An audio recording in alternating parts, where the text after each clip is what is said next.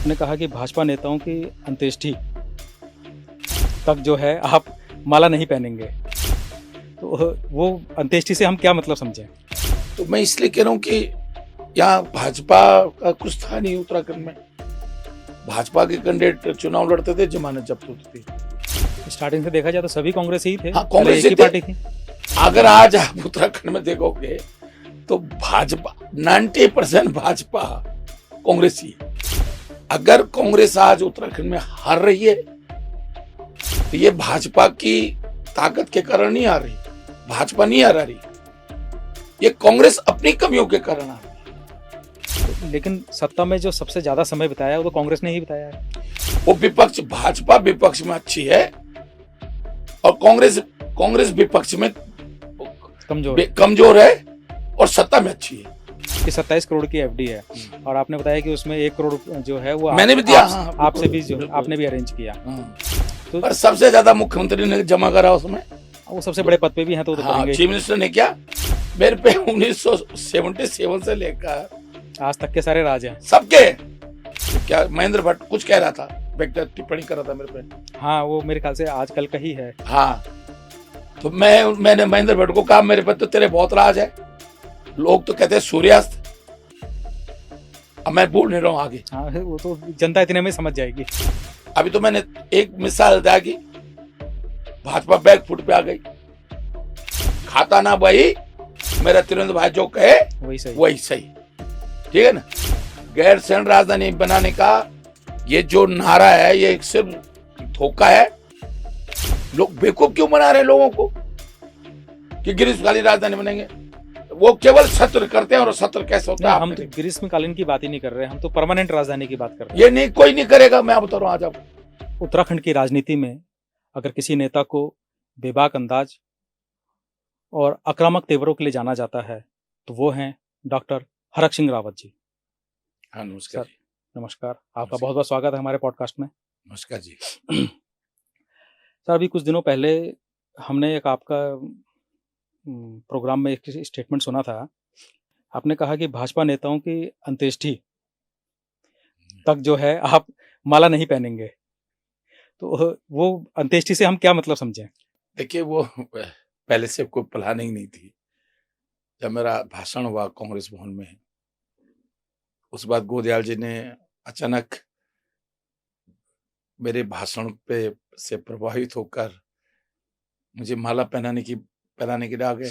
तो मैंने पहले कभी सोचा भी नहीं था, लेकिन क्योंकि उस समय कार्यकर्ताओं को जोश बढ़ाने के लिए और एक उत्साह देने के लिए मैंने अंत्येष्टि का मतलब ये नहीं है कि किसी का बुरा, नहीं, राजनीतिक रूप से अंत्येष्टि का मतलब यह है कि भाजपा को इस उत्तराखंड की धरती से 2027 के चुनाव में उखाड़ कर फेंकना, क्योंकि उनके काले कारनामों के कारण, उनके जो जन विरोधी नीतियों के कारण, जन विरोधी कार्यों के कारण उनको यहाँ से हटाना है। राजनीतिक रूप से उनकी विदाई करनी है। अंत्येष्टि का मतलब ये है और ये स्वाभाविक भी है।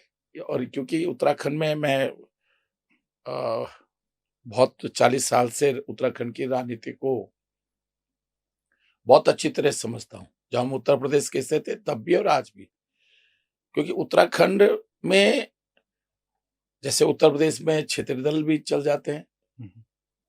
अजीत सिंह, चौधरी चरण सिंह जी का अजीत सिंह, फिर उनका पुत्र है। उत्तर प्रदेश में मुलायम सिंह जी भी, कभी मायावती भी, कभी कई दल बने बिगड़े, लेकिन उत्तराखंड में 91 से पहले केवल एक भाजपा कह सकते हैं या जनसंघ कह सकते हैं, वो भी 77 में जब जनता पार्टी थी। देवेंद्र शास्त्री देहरादून से जीते थे, प्रताप सिंह पुष्पाण जी चमोली से जीते थे और स्वर्गीय शोभन सिंह जिन्ना जी अल्मोड़ा से जीते थे, रानीखेत से जीते। बिल्कुल। तो बहुत कम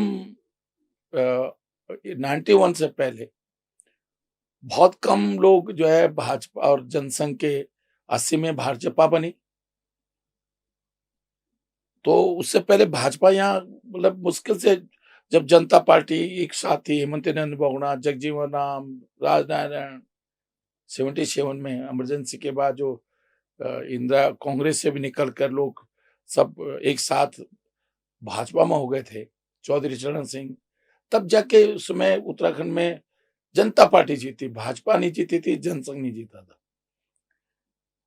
ये 91 में राम जन्मभूमि आंदोलन के बाद उत्तराखंड में 19 सीटें थी, उस समय हरिद्वार अलग था, मतलब पर्वतीय जिले जो हम कहते थे, 8 जिले थे हमारे, 5 गढ़वाल में, 3 कुमाऊं मंडल में। बाद में ये जो 4 जिले हैं 97 में मायावती के सहयोग से मैंने बनाए। तो 19 सीटें थी और पहली बार 15 सीटें विधायक के रूप में उस समय 91 में भाजपा जीती थी। फिर 93 में वो अयोध्या में राम मंदिर, बाबरी मस्जिद के कारण 6 दिसंबर 1992 को सरकार गिर गई थी। फिर जब चुनाव हुआ 93 में राष्ट्रपति शासन के बाद, तो तब 10 सीटें जीती, 19 से 10 सीटें भाजपा जो पर्वतीय क्षेत्र में जीती थी। तो मैं इसलिए कह रहा हूं कि यहाँ भाजपा का कुछ था नहीं उत्तराखंड में। भाजपा के कैंडिडेट चुनाव लड़ते थे, जमानत जब्त होती थी। उस समय उत्तर प्रदेश की विधानसभा में भाजपा को 1000-1500 वोट से ज्यादा नहीं मिलता था। 1980 में मोहन सिंह गांवासी पौड़ी विधानसभा से लड़े, उनको 1300 वोट मिले। उत्तर प्रदेश बड़ी विधानसभा होती थी, पौड़ी जिले में उस समय 2.5 विधानसभा थी, पौड़ी और लहसुन, और कुछ हिस्सा करण प्रयाग में था। फिर 84 में एक पौड़ी में वो हैं फ्रंटियर होटल वाले सचदेवा, वो लड़े, उनको 1100 वोट मिले। कोई चुनाव लड़ने के लिए तैयार ही नहीं होता था। 89 में मैं लड़ा भाजपा से पौड़ी से, मेरे को 3700 वोट मिले और 91 में एकाएक मैंने सबकी जमानत जब्त करा दी। तो कारण क्या है कि यहाँ भाजपा थी नहीं। अब उत्तराखंड की राजनीति में राज्य बनने के बाद भी और राज्य बनने से पहले भी देखिए यूकेडी ने लड़ाई में मतलब महत्वपूर्ण भूमिका तो थी, लेकिन इसके बावजूद क्या हुआ, 2002 में कहाँ गई यूकेडी, 2 और 3 सीट से ज्यादा नहीं जीते हुए। कासिंग एरी, विपिन त्रिपाठी, फिर एक बार उनका पुत्र भी रहा जो उपचुनाव हुआ, दिवाकर भट्ट, और एक बार ये गोपाल रावत जीता 4 वोट से नरेंद्र नगर से। तो यूकेडी कभी कोई बहुत ज्यादा प्रभाव यूकेडी का नहीं रहा यहाँ उत्तराखंड बनने के बाद भी।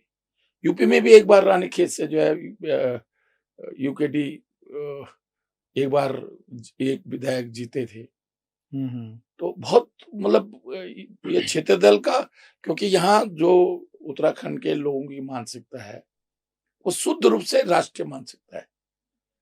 देश में जो लहर चलती है आप देख लीजिएगा, 89 में फिर जनता दल आया उत्तर प्रदेश में, विश्वनाथ प्रताप सिंह, अजय सिंह उसके नेतृत्व में, तो स्वर्गीय चंद्रमोहन सिंह नेगी जी पौड़ी से लोकसभा जीते, मंत्री प्रसाद नेता ने पहली बार देवप्रयाग से विधायक जीते। तो दिल्ली में जो लहर, उत्तरी भारत में जो लहर चलती है जिस पार्टी की, उत्तराखंड उसी दिशा में जाता है। तो अब यहाँ केवल कांग्रेस और बीजेपी है। अगर आज सत्ता से बीजेपी के जो, देखिए लोकतंत्र तभी मजबूत हो सकता है जब पक्ष विपक्ष मजबूत होता है। एक पक्ष को अगर बहुत ज्यादा जन समर्थन मिल जाता है तो वो सत्ता में मदहोश हो जाता है। जैसे 2017 में 57 सीटें मिल गई भाजपा को, तो भाजपा को डर ही नहीं था। इस बार भी 45 अधिक सीटें, 47 के आसपास सीटें। तो ये कहीं ना कहीं हमारी कांग्रेस की कमजोरी थी। अगर कांग्रेस ठीक से लड़ाई लड़ती तो यहां भाजपा को तो कार्यकर्ता ढूंढ के खड़े करने पड़ रहे हैं, और कांग्रेस में खानदानी कार्यकर्ता है। आज भी किसी गांव में चले जाओ तो कहेगा नहीं मेरे दादा भी कांग्रेस था, मैं भी कांग्रेसी हूं, मेरे पिताजी भी कांग्रेसी थे। स्टार्टिंग से देखा जाए तो सभी कांग्रेसी ही थे। हाँ, कांग्रेस एक ही पार्टी थी। अगर आज आप उत्तराखंड में देखोगे तो भाजपा 90% भाजपा कांग्रेसी है। कुछ तो अभी सम्मिलित हुए, राजेंद्र भंडारी है कांग्रेस में, एक नौटियाल तो खैर चलो बहुत कुछ नहीं है, सैलानी जो पूर्व विधायक थे वो भी कांग्रेस में। आशा नौटाल का भी बहुत कोई राजनीतिक बहुत पुराना नहीं रहा, तो एक सामान्य से घर की थी, मौका मिल गया। आप मुझे बता दो ना कौन है दिलीप रावत, भले ही भाजपा से 30 बार विधायक है, लेकिन उसके पिताजी से लेकर कभी हिमंत बहुगुणा साहब, कभी कांग्रेस में, कभी लोकदल में, कभी जिस पार्टी में बहुगुणा जी गए उस पार्टी में गए। अब मुन्ना चौहान जी हैं, जनता दल से लेकर सभी पार्टियों में गए वो भी, बिल्कुल। आज यहाँ है। तो मैं इसलिए कह रहा हूँ, अभी किशोर उपाध्याय गांधी परिवार के सबसे खास थे, आज भाजपा से विधायक है। उत्तरकाशी में जो चौहान है एमएलए इस समय भाजपा से, वो 2012 में वो भी टिकट मांग रहा था, विजयपाल भी मांग रहा था, अब दोनों ही भाजपा में। पुरोला में भी यही स्थिति है। तो आज तो पूरी सतपाल महाराज देख लो आप, 89 का चुनाव भी 1000 वोट से हार गए थे चंदन सिन्हा से, कांग्रेस से लड़े थे सांसद का, 19 खनौड़ी से हार गए, 25,000 वोट से हारे थे। सांसद का चुनाव कांग्रेस से लड़े थे। 96 में उन्होंने तिवाड़ी कांग्रेस बना दी। फिर जब तिवाड़ी जी अर्जुन सिंह जी कांग्रेस में सम्मिलित हो गए तो फिर उन्होंने अपनी वो ओला जो राजस्थान के मंत्री थे उनके साथ मिलकर अपनी कांग्रेस फॉर डेमोक्रेसी कुछ बना ली थी। बाद में फिर कांग्रेस में आ गए। ये तो सर भाजपा का इतिहास हो गया कि कैसे कैसे करते नहीं, हुए आ रहे कांग्रेस हैं। का भी है, कांग्रेस में भी यही है। कांग्रेस में ये जरूर है, कांग्रेस में कि कांग्रेस की जड़ें मजबूत है उत्तराखंड में, और हरिद्वार को मिलने के बाद 11 विधानसभा हरिद्वार में, तो लगभग अगर कांग्रेस आज उत्तराखंड में हार रही है तो ये भाजपा की ताकत के कारण नहीं आ रही, भाजपा नहीं हार रही, ये कांग्रेस अपनी कमियों के कारण आ रही है। भाजपा में एक अच्छा है, मैं भाजपा में भी बहुत नजदीक से मैंने अंदर से देखा है भाजपा को, उनमें कोई अच्छाई नहीं है, कोई गुण नहीं उनमें। उनमें सरकार चलाने के जीरो गुण है। वो विपक्ष, भाजपा विपक्ष में अच्छी है और कांग्रेस विपक्ष में कमजोर है और सत्ता में अच्छी है। कांग्रेसियों को सरकार चलाना अच्छी तरह आता है और भाजपा को सड़क पे नारे लगाना अच्छा आता है, वो विपक्ष में मजबूत है। अगर आज सत्ता में कांग्रेस होती और इतनी सारी खामियां कांग्रेस ने की होती जो पिछले 1-2-3 सालों से हो रही हैं, भर्ती घोटाले से लेकर, महिलाओं के उत्पीड़न से लेकर, खून से लेकर, अगर इतनी कमियां भाजपा के कांग्रेस के कार्यकर्ताओं ने, कांग्रेस के मंत्रियों ने या नेताओं ने कर ली होती, अब तक भाजपा ने बद्री केदार गंगोत्री यमुनोत्री से लेकर जगेश्वर से लेकर दिल्ली तक तूफान मचा दिया होता, पूरे देश में हल्ला हो जाता। पेपर लीक हुआ राजस्थान में, गहलोत जी मुख्यमंत्री थे। तो इससे तो लेकिन कांग्रेस को सीख लेनी चाहिए। हाँ, लेकिन मैं तो मतलब जब इतने समय से मैं इसलिए तो मैं देखिए मैं क्या करूं, मैं कोई प्रदेश अध्यक्ष नहीं हूं, विपक्ष नेता नहीं हूं, विधायक भी नहीं हूं, इस समय पार्टी कोई जिम्मेदारी भी नहीं है, लेकिन मैंने मन बना लिया कि भैया इनके हथियार से पिच हमारी होगी और इन्हीं के जो तौर तरीके उसे इनको मारना है। अब इनसे ज्यादा हम लोग एग्रेसिव है। और मैं हमेशा एक चीज कहता हूं, मैं मिलिट्री साइंस का विद्यार्थी हूं या प्रोफेसर कह लो, मैंने बहुत युद्धों का, आंदोलन का दिन किया है। दुनिया में जितनी क्रांतियां हुई हैं, युद्ध हुए, एक टीचर के नाते भी, सैन्य विज्ञान के प्रोफेसर के नाते भी और विद्यार्थी के नाते भी, हमेशा मेरी सोच है जीत वही सकता है जिसका मनोबल एक तो ऊंचा हो, दूसरा आक्रामक हो। आक्रामक तो आप हैं। अगर आप आक्रामक नहीं है, मनोबल ऊंचा नहीं है, अरे बड़ी बड़ी फौजों को, 1-1 लाख की फौज को, ऐसे बहुत सारे युद्ध हैं जिसमें 10,000 की फौज ने 1-1 लाख की फौज को हरा दिया। तो इसलिए कांग्रेस को इस समय अगर 2027, और मैं एक बात, मैं अभी हरिद्वार में भी अपने कार्यकर्ताओं के बीच में कह रहा था कि अगर 27 में कांग्रेस नहीं आई तो गुजरात की जैसी स्थिति हो जाएगी उत्तर प्रदेश जैसी की स्थिति होगी। 89 के बाद उत्तर प्रदेश में आज कांग्रेस नहीं आई।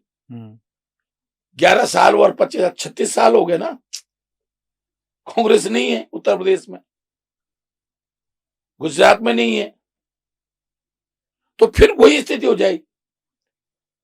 तो हमें कहीं ना कहीं, अच्छा उसके कारण केवल ठीक है कांग्रेस सत्ता में आए ना आए एक अलग विषय है, लेकिन अगर कांग्रेस कमजोर होगी तो सबसे बड़ा नुकसान अगर किसी को होगा तो प्रदेश की जनता को होगा, नौजवानों को होगा, बुजुर्गों को होगा, महिलाओं को होगा। क्योंकि फिर जब कोई लंबे समय तक सत्ता में रहता है, रावण कोई कम पंडित था, बहुत प्रकांड विद्वान था, लेकिन जब आदमी के अंदर ज्यादा बुद्धि हो जाती है, ज्यादा पावर हो जाती है, ज्यादा बहादुर सेना हो जाती है, तो आदमी के दिमाग खराब हो जाते हैं, जो अहम आ जाता है, घमंड आ जाता है। वो फिर उसने सोचा हनुमान को ये तो कुछ भी नहीं है, बंदा रहा है, क्या भी कर लेगा मेरे सामने। अयोध्या का एक छोटा सा वनवासी राम लक्ष्मण क्या कर लेगा, ये बच्चे क्या कर लेंगे। ऐसे अर्जुन को कौरव कोई कम ताकतवर थे भाई, कौरव तो बहुत ताकतवर थे। हाँ, वो भी पांडवों के भाई थे। पांडव भाई थे भाई, और उनसे ज्यादा कौरवों से ज्यादा शक्तिशाली, विशेषकर अर्जुन को देखा जाए तो धनुर्वाद में अर्जुन प्रकांड पंडित था, गदा चलाने में जो है भीम प्रकांड था। लेकिन जिस हिसाब से आप बता रहे हैं कि सत्ता अगर ज्यादा समय तक किसी के हाथ में रहे तो उसके अंदर घमंड भी आ जाता है और वो थोड़ा सा अपने रास्तों से भटक भी सकता है, तो लेकिन सत्ता में जो सबसे ज्यादा समय बिताया है वो तो कांग्रेस ने ही बिताया है। लेकिन मैंने कहा ना कि कांग्रेस में, मैं भी किसी एक चैनल पे कह रहा था कि जो दुर्गुण कांग्रेस में 70 साल सत्ता में रह के नहीं आया है, वो भाजपा में केंद्र में 11 साल में रह के आ गए। भैया मैं बहुत बड़ी बात नहीं कर रहा हूं, ये अडानी 2013 में ये दून मेडिकल कॉलेज के काम के लिए दिल्ली हयात होटल में मेरे साथ 2 घंटा बैठा गिड़ था ना मेरे पे कि मुझे 400 करोड़ का काम था और मैंने फिर भी नहीं दिया। अब सोचो ना, आज अचानक 14 में प्रधानमंत्री मोदी जी बने और आज वो वर्ल्ड का जो है टॉप 3 उसमें है, टॉप लिस्ट में उनका नाम आता है। अब आप सोचो, जो व्यक्ति 2013 में एक दून मेडिकल कॉलेज के बिल्डिंग के कसंग निर्माण के लिए मेरे साथ 2 घंटा हयात होटल में बैठा हो, आज कहां पहुंच गया। तो मैं इसलिए कह रहा हूं कि कांग्रेस में जो दुर्गुण जो है 70 सालों में नहीं आए सत्ता में रहते हुए, वो भाजपा में 11 साल में आ गए और उत्तराखंड में 8 साल में लगातार आ गए, 8.5 साल हो गए उत्तराखंड में भाजपा में। तो मैं इसलिए, और जो अच्छे गुण कांग्रेस में, जो अच्छे गुण भाजपा के थे, संगठन करना, बूथ के लेवल पर संगठन को खड़ा करना, हम लोग सत्ता के बाहर रहने के बाद भी अब जाके राहुल गांधी अब सड़कों पे जो निकले हैं, जो सड़कों पे जन क्रांति कर रहे हैं, अब जाके हमें वो गुण आए, वो अच्छे गुण, ये अच्छा गुण है। भाजपा में जो विपक्ष में रह के जो है मनोबल नहीं तोड़ती थी, 2 सांसद जीते 84 में, फिर भी भाजपा का मनोबल नहीं गिरा, लगे रहे। कांग्रेस के तो सबसे कम सांसद अभी थे, इससे पहले 14 में 43 से क्या थे, कितने थे सबसे कम, इस कांग्रेस तो 400 सांसद रहे। तो कांग्रेस ने जो विपक्ष की भूमिका, कांग्रेस की जो विपक्ष की भूमिका है, हमारे यहाँ कांग्रेस के नेता क्या सूत्र है, मैं तो इतने साल मंत्री रहा हूं, मैं तो मुख्यमंत्री रहा हूं, तो मैं कैसे नारे लगाऊंगा सड़क पे, कैसे सड़क पे पैदल चलूंगा। अब राहुल गांधी, भाई राहुल गांधी राजीव गांधी का लड़का प्रधानमंत्री, दादी प्रधानमंत्री, नाना प्रधानमंत्री, नेहरू जी का है कोई देश के अंदर जिसके 3 प्रधानमंत्री जिस एक घर में रहे हो, नेहरू, इंदिरा गांधी, राजीव गांधी। अब जब उस सड़कों पे निकला है, तो जब राहुल गांधी निकल सकता है सड़कों पर, धरक सिंह क्यों नहीं निकल सकता भाई। फिर कांग्रेस का दूसरा एमएलए रहा हो, भले ही 5 बार एमएलए रहा हो, 2 बार एमएलए रहा हो, क्यों नहीं निकल सकता? जनता के बीच में तो आना ही पड़ेगा भाई। जनता के बीच में जनता के लिए संघर्ष करना पड़ेगा, लोगों को भरोसा दिलाना पड़ेगा कि हम जब सत्ता में रहेंगे तुम्हारे लिए कल्याणकारी कार्यक्रम चलाएंगे, और सत्ता में नहीं रहेंगे तो तुम्हारी लड़ाई लड़ेंगे। जैसे माना ये वकालत है ना, जैसे माना मैं आपका वकील हो गया, तो मुझे फिर आपके पक्ष में तर्क रखने हैं कोर्ट में, और मैं आपके खिलाफ वकील हूं तो मुझे तब आपके खिलाफ तर्क रखने। तो हम सत्ता में हैं तो सत्ता में सत्ता के हिसाब से, सरकार के हिसाब से जन कल्याणकारी योजनाएं बनानी है। और अगर हम सत्ता में नहीं है तो सरकार जहां गलतियां कर रही है, सरकार जहां जन कल्याण के कार्यक्रम नहीं चला रही है, रोजगार के कार्यक्रम नहीं चला रही है, महिलाओं के साथ अत्याचार हो रहा है, वहां हमें आक्रामक होकर, अब मैंने जरा सा श्रीनगर में उठाया मामला कि अगर 15 दिन के अंदर DM commissioner, DIG commissioner Pauri नहीं बैठेंगे तो मैं जन आंदोलन कर दूंगा, जन क्रांति कर दूंगा, भूख हड़ताल करूंगा, आमरण अनशन करूंगा। और आरक्षण का आमरण अनशन ऐसा नहीं होता कि 30 दिन तक। मैंने एक बार पौड़ी डीएम के खिलाफ एक भूख हड़ताल करी थी 97 में,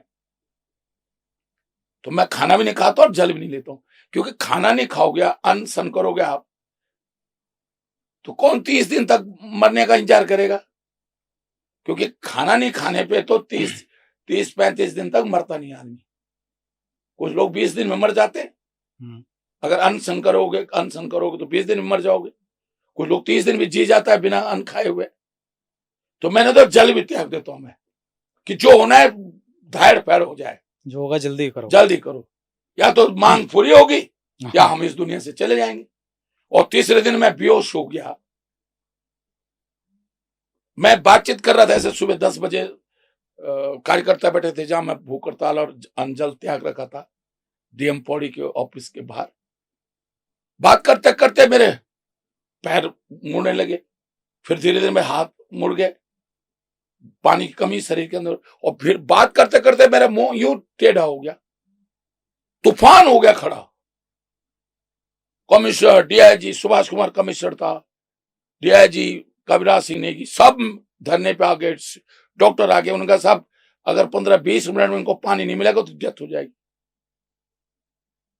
डीएम भूपेंद्र सिंह था, डीएम, उसको भी कमिश्नर ने पौड़ी बुला रखा था। वो मेरा बिल्कुल छोटा भाई जैसा था।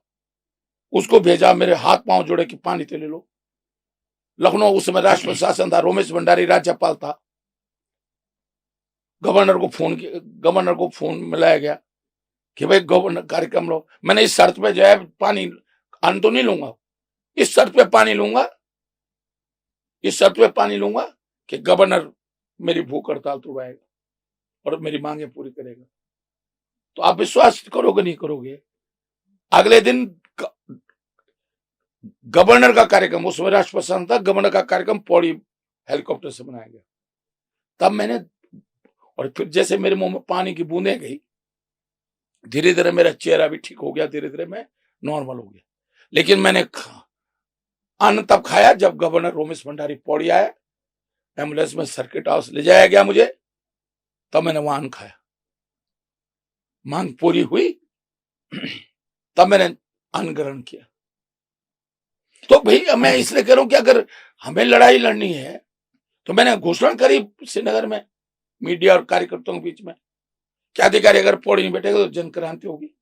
पहुंच गया ना डीएम कमिश्नर पौड़ी पहुंच गया, डीआईजी भी पौड़ी पहुंच गया।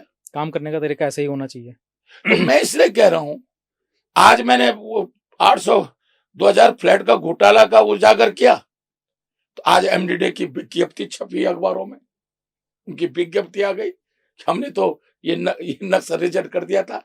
अरे भैया, नक्शा रिजेक्ट कर दिया था, मैं मान रहा हूं। तुमने 2000 फ्लैट के लिए कोई जमीन, किसी ने अपनी जमीन पर नक्शा, 2000 फ्लैट के लिए नक्शा बनाया, नक्शा पास कराया, तुमने उसके बाद एक बार स्वीकृत कर, उसके बाद तुम नक्शा कैंसिल कर दिया।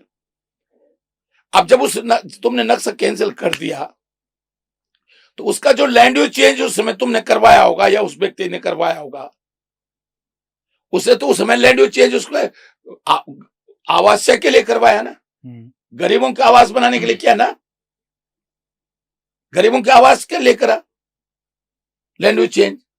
तो फिर वो जमीन, ठीक है, उन्होंने नक्शा रिजेक्ट कर दिया, एमडीडी ने एक बार स्वीकृत करा और रिजेक्ट कर दिया।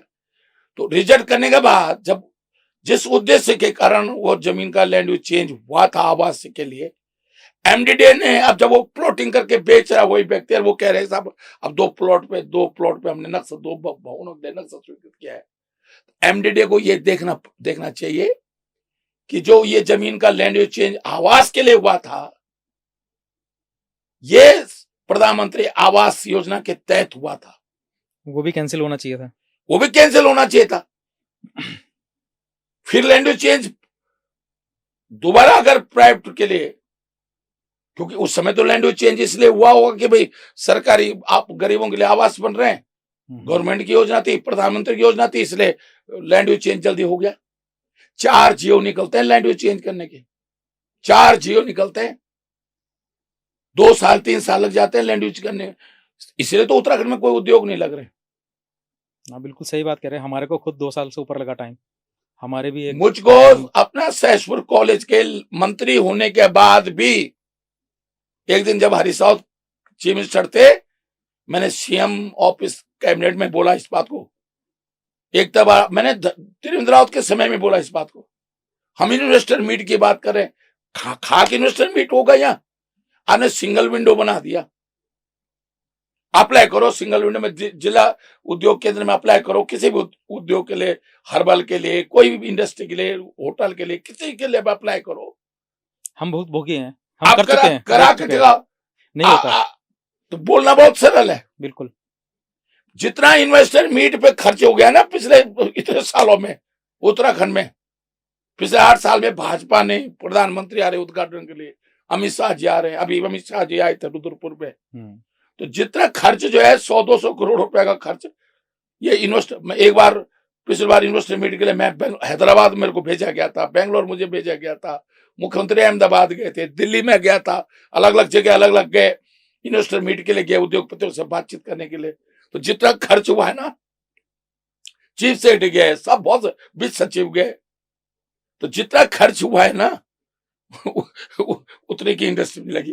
क्योंकि जब आप सिंगल विंडो में अप्लाई करोगे तो लैंड यूज चेंज करने के लिए आपको करना है, पर्यावरण की स्वीकृति आपको लेनी है, फायर की स्वीकृति आपको लेनी है, सब चीज। अरे तो भैया सिंगल विंडो बनाया कि किस बात का वो सिंगल विंडो? दिखाने के लिए सिर्फ। मुझको ये तो बता दो किस बात का सिंगल विंडो? आज अगर आप कोई भी इंडस्ट्री लगाना चाह रहे हो, होटल बनाना चाह रहे हो, तो लैंड यूज चेंज के लिए क्या होता है कि आपने अप्लाई किया, आवास सचिव आवास मंत्री को अप्लाई किया, वहां से फिर एक जियो जारी होगा, एमडे टाउन प्लानिंग को जाएगा प्रतिलिपि कि अपनी रिपोर्ट दो, वो एक जियो तो वो हुआ, रिपोर्ट मांगी जाएगी, फिर वो रिपोर्ट देंगे, फिर एक जियो जारी होगा कि भाई इन्होंने जो है इस पे जो है रिपोर्ट के बाद कि इस पे इनसे जो है पैसा तय कर दिया जाए, ठीक है। नहीं, इसके बाद जाएगा कि साहब इस पे 2 अखबारों में लीडिंग न्यूज़पेपर में छपाया जाए और उस पे माने कोई आपत्ति है तो मांगी जाए। वो फिर टाउन प्लानर भी और एमडीडे, अगर हरिद्वार में है, देहरादून में तो एमडीडे, हरिद्वार में तो हरिद्वार प्रकरण, वो रिपोर्ट देंगे साहब ये हमने नो ऑब्जेक्शन ले लिया, 1 महीने का अखबार में छपेगा, नो ऑब्जेक्शन लिया जाएगा, फिर वो गवर्नमेंट को रिपोर्ट जाएगी, फिर गवर्नमेंट कहेगा इनका पैसा निर्धारण करेंगे, एक जियो निकलेगा कि एमडीडे या हरिद्वार डेवलपमेंट या उधम सिंह डेवलपमेंट अथॉरिटी इस पे जो है पैसा का निर्धारण कर दे। उदाहरण के लिए उन्होंने फिर वो लिख के भेजेंगे साहब इस पे इतना पैसे का निर्धारण हुआ, फिर तब एक जियो निकलेगा कि भाई अब फाइनली इनसे जो है पैसा जमा करेंगे, तो वो पैसा जमा कराएंगे, तब वो फिर गवर्नमेंट को भेजेंगे कि हाँ इन्होंने पैसा जमा कर दिया, तब फाइनली गवर्नमेंट से गजट नोटिफिकेशन होगा उस लैंड यूज चेंज करने का। अब मुख्यमंत्री जो है उसको तो समझिए, उसको तो पता ही नहीं कि क्या होता है, क्या प्रोसेस है। कहना तो बड़ा सरल है, लेकिन मुझे तो जब मैं किसी चीज को करता हूं तो बहुत गहराई से समझता हूं उस चीज को। तो इस वाले मामले में जो कह रहे हैं ना एमडीडे की घोटाला नहीं है, अरे घोटाला इस बात के लिए है कि तुमने लैंड यूज चेंज करा प्रधानमंत्री आवास के लिए, और उसको एक प्राइवेट प्रॉपर्टी बना दिया। अब उसके बाद तुमने उसका नक्शा फेल कर दिया, नक्शा चेंज वो तो प्लानिंग ही थी यही। उन्होंने कौन सा प्रधानमंत्री आवास बनाना था? उन्होंने प्रधानमंत्री आवास के नाम पर जल्दी लैंड यूज चेंज हो जाएगा। अच्छा सर, एक चीज और है, आपने अभी जैसे कुछ टाइम पहले बीजेपी की एक एफडी के बारे में जिक्र छेड़ा था। और 27 और 30 करोड़ की कुछ एफडी है, तो बीजेपी की तरफ से 27 ही मान के चलते हैं कि 27 करोड़ की एफडी है, और आपने बताया कि उसमें 1 करोड़ जो है वो मैंने भी दिया, आपसे भी जो आपने भी अरेंज किया। तो ये जो अरेंज किया गया पैसा, जैसे जिम्मेदारी आपको दी गई वहां पे रहते हुए, ऐसी जिम्मेदारी पार्टी के बाकी लोगों को भी दी गई होगी? सबको, मंत्रियों को दी गई, विधायकों को दी गई, तो पर सबसे ज्यादा मुख्यमंत्री ने जमा करा उसमें। वो सबसे बड़े पद पे भी हैं तो करेंगे। चीफ मिनिस्टर ने किया, दूसरे नंबर पे मैंने किया, फिर किसी ने 50 लाख, किसी ने 40 लाख, किसी ने 30 लाख, किसी ने 10 लाख। लेकिन ये जो सारा पैसा जमा किया गया है, आपके अनुसार ये सब जो है दबाव में डालकर ही कंपनियों से पैसा लिया गया? आप मुझको बता दो, मैं अभी आपसे ही पूछ रहा हूँ, मैं अभी, या आप मुझे से, आज मैं खाली हूं, या मैं अभी आपसे कहूँ मुझे 2 लाख दे दो, जरा मदद कर दो, दे दोगे आप? कोई नहीं करेगा ना। कि आज मैं से क्यों डरोगे आप? आजकल तो डरने लगे मुझसे लोग। आजकल इसलिए भैया हमारी राशि में बैठ जा रहे। आजकल तो बड़े मैं देख रहा हूँ, पहले 8-10 दिन के अंदर ऐसा परिवर्तन देख रहा हूँ मैं कि सब इतना बड़ा परिवर्तन देख रहा हूँ मैं कि सब लोग डरे हैं सिंह से कि हमारी राशि में न बैठ जाए। तो पता नहीं कौन से राज खोल देंगे। हाँ, और सच है भी ना, क्योंकि एक चीज सुनो ना, मेरे पे 1977 से लेकर आज तक के सारे राज हैं सबके। वो जैसे वो पंकज क्या महेंद्र भट्ट कुछ कह रहा था, व्यक्तिगत टिप्पणी कर रहा था मेरे पे। हाँ, वो मेरे ख्याल से आजकल का ही है। हाँ, तो मैंने महेंद्र भट्ट को कहा, मेरे पे तो तेरे बहुत राज है, लोग तो कहते हैं सूर्यास्त। अब मैं बोल नहीं रहा हूँ आगे। हाँ, वो तो जनता इतने में समझ जाएगी। लोग कहते हैं सूर्यास्त, अब मेरा महेंद्र भाई तो भट्ट जी तो सूर्य उदय को अच्छी तरह मनाते हैं। सूर्य को सुबह उठ के सूर्य उदय से सूर्य अस्त तक। तो मैं इसलिए कह रहा हूं, क्यों मुंह खुलवा रहे हैं मेरा? अगर तुम व्यक्तिगत टिप्पणी, मैं कभी व्यक्तिगत टिप्पणी नहीं करता। मैंने उसके पीछे की टिप्पणी करी तो वो नकारात्मक रूप में नहीं करी कि भाई मेरे छोटा भाई एक पीछे चलाता था और आज राज्यसभा सदस्य बन गया भाजपा प्रदेश। ये तो तारीफ है ना। मैंने अपना भी तो कहा, मैंने घास काट रखा है, मैंने तो लकड़ी बेच रखी श्रीनगर में, मैंने घास बेच रखा है श्रीनगर में। अच्छा, लेकिन सर आपके पास, आपने बताया कि सन 77 से लेके आज तक के जो हैं लगभग सारे राज हैं आपके पास। तो ये सिर्फ राज एक ही क्यों खोला गया, और वो भी अधूरा? भैया देखो, सुन लो, जब लड़ाई, मैं मिलिट्री साइंस का आदमी हूँ, जब लड़ाई होती है ना, आपने सारे मिसाइल्स भी फेंक दिया एक ही बार पाकिस्तान फौज पर या चाइना, जिससे भी लड़ाई हो रही है आपकी, और पता चला लास्ट में हथियार खत्म हो गए। अब जैसे मैंने आज महेंद्र भट्ट का सूर्यास्त वाली बात बोली, तो अब महेंद्र भट्ट ने कुछ बोला, तो अगर इसको भी मैं पहले ही खोल देता पीएसओ के साथ साथ, तो आज ये हथियार नहीं होता ना मेरे पे। मतलब समय समय के लिए अलग अलग तरह के हथियार रखे हैं। जब जो जितना हथियार चलाएगा उससे बड़ा। लेकिन जैसे आपका जो मेरा पहला क्वेश्चन था भाजपा की अंत्येष्टि को लेके उत्तराखंड के अंदर जो बात कही थी, तो वो तो आप एक झटके में कर सकते हैं अगर आप इतने राज खोल दें तो। नहीं, ऐसा इसके लिए इतने हथियार संभालने की जरूरत ही नहीं है। नहीं, बिल्कुल संभालने की जरूरत है। जनता बहुत, मतलब माफ करना, मैं जनता को नहीं भूलूंगा, लेकिन जनता भूल जाती है बहुत जल्दी। हम जो है वो ह्यूमन नेचर है, ह्यूमन नेचर है। चुनाव है 1 साल बाद, सारी मिसाइल सबने दाग दी, गोला बारूद सब फूक दिया आज ही। तो वैसे तो ये सबसे सही समय है। अभी तो एक ही साल बचा है, तो अभी इसलिए अभी तो मैंने एक मिसाइल दागी, भाजपा बैक फुट पे आ गई। देखिए, मैं रोज को करो ना, आज मैंने डाला। मैं ये मान के चलूं कि अभी चुनाव के लिए जो अभी हमारे पास लगभग कोई 1 साल मान लो, 15-16 महीने का टाइम जो बच रहा है, 15-16 मत साल ही मान लेते हैं। 1 साल का टाइम है, मतलब हर महीने जो है कोई एक मिसाइल छोड़ी जा सकती है। हाँ, बिल्कुल बिल्कुल करेंगे ना। और मैं तो भाजपा के लोगों से कह रहा हूं कि तुमको सद्बुद्धि आ जाए, मुझको उतना ही छेड़ना। मैं भी नहीं चाहता हूं कि मैं भी नैतिकता की सीमाओं को लाऊं, मैं भी लोकतंत्र की मर्यादाओं को लाऊं। मैं नहीं चाहता हूं, मैं नहीं चाह, अगर तुमने बहुत ज्यादा छेड़ा, व्यक्तिगत रूप से प्रहार करना शुरू किया, फिर मैं ऐसा प्रहार करूंगा कि तुम मुंह दिखाने काबिल नहीं बचोगे। फिर मैं ऐसे प्रहार करूंगा, ये अपने, मैं भाजपा के महेंद्र भट्ट से कह रहा हूं, मैं धामी से भी कह रहा हूं कि लोकतंत्र की लड़ाई को लोकतंत्र के तरीके से लड़ो। ये अपने छोटे भैया नेताओं को तुम, ये जो छोटे भैया तुम्हारे प्रवक्ता है, उनका जवाब नहीं देना चाहता रक्षक राव, और उन्होंने ज्यादा मेरे को परेशान किया, ज्यादा उल्टे सुल्टा बोला मेरे बारे में, तो फिर मैं, अगर वो मेरे कपड़े उतारने की कोशिश करेंगे तो मैं तो पूरा नंगा कर दूंगा फिर। क्योंकि देखिए, लोकतंत्र की लड़ाई को लोकतंत्र, मैं भी क्या कह रहा हूं कि भाई भाजपा, ये तो स्वाभाविक है, मैं थोड़ी आरोप लगा रहा हूं।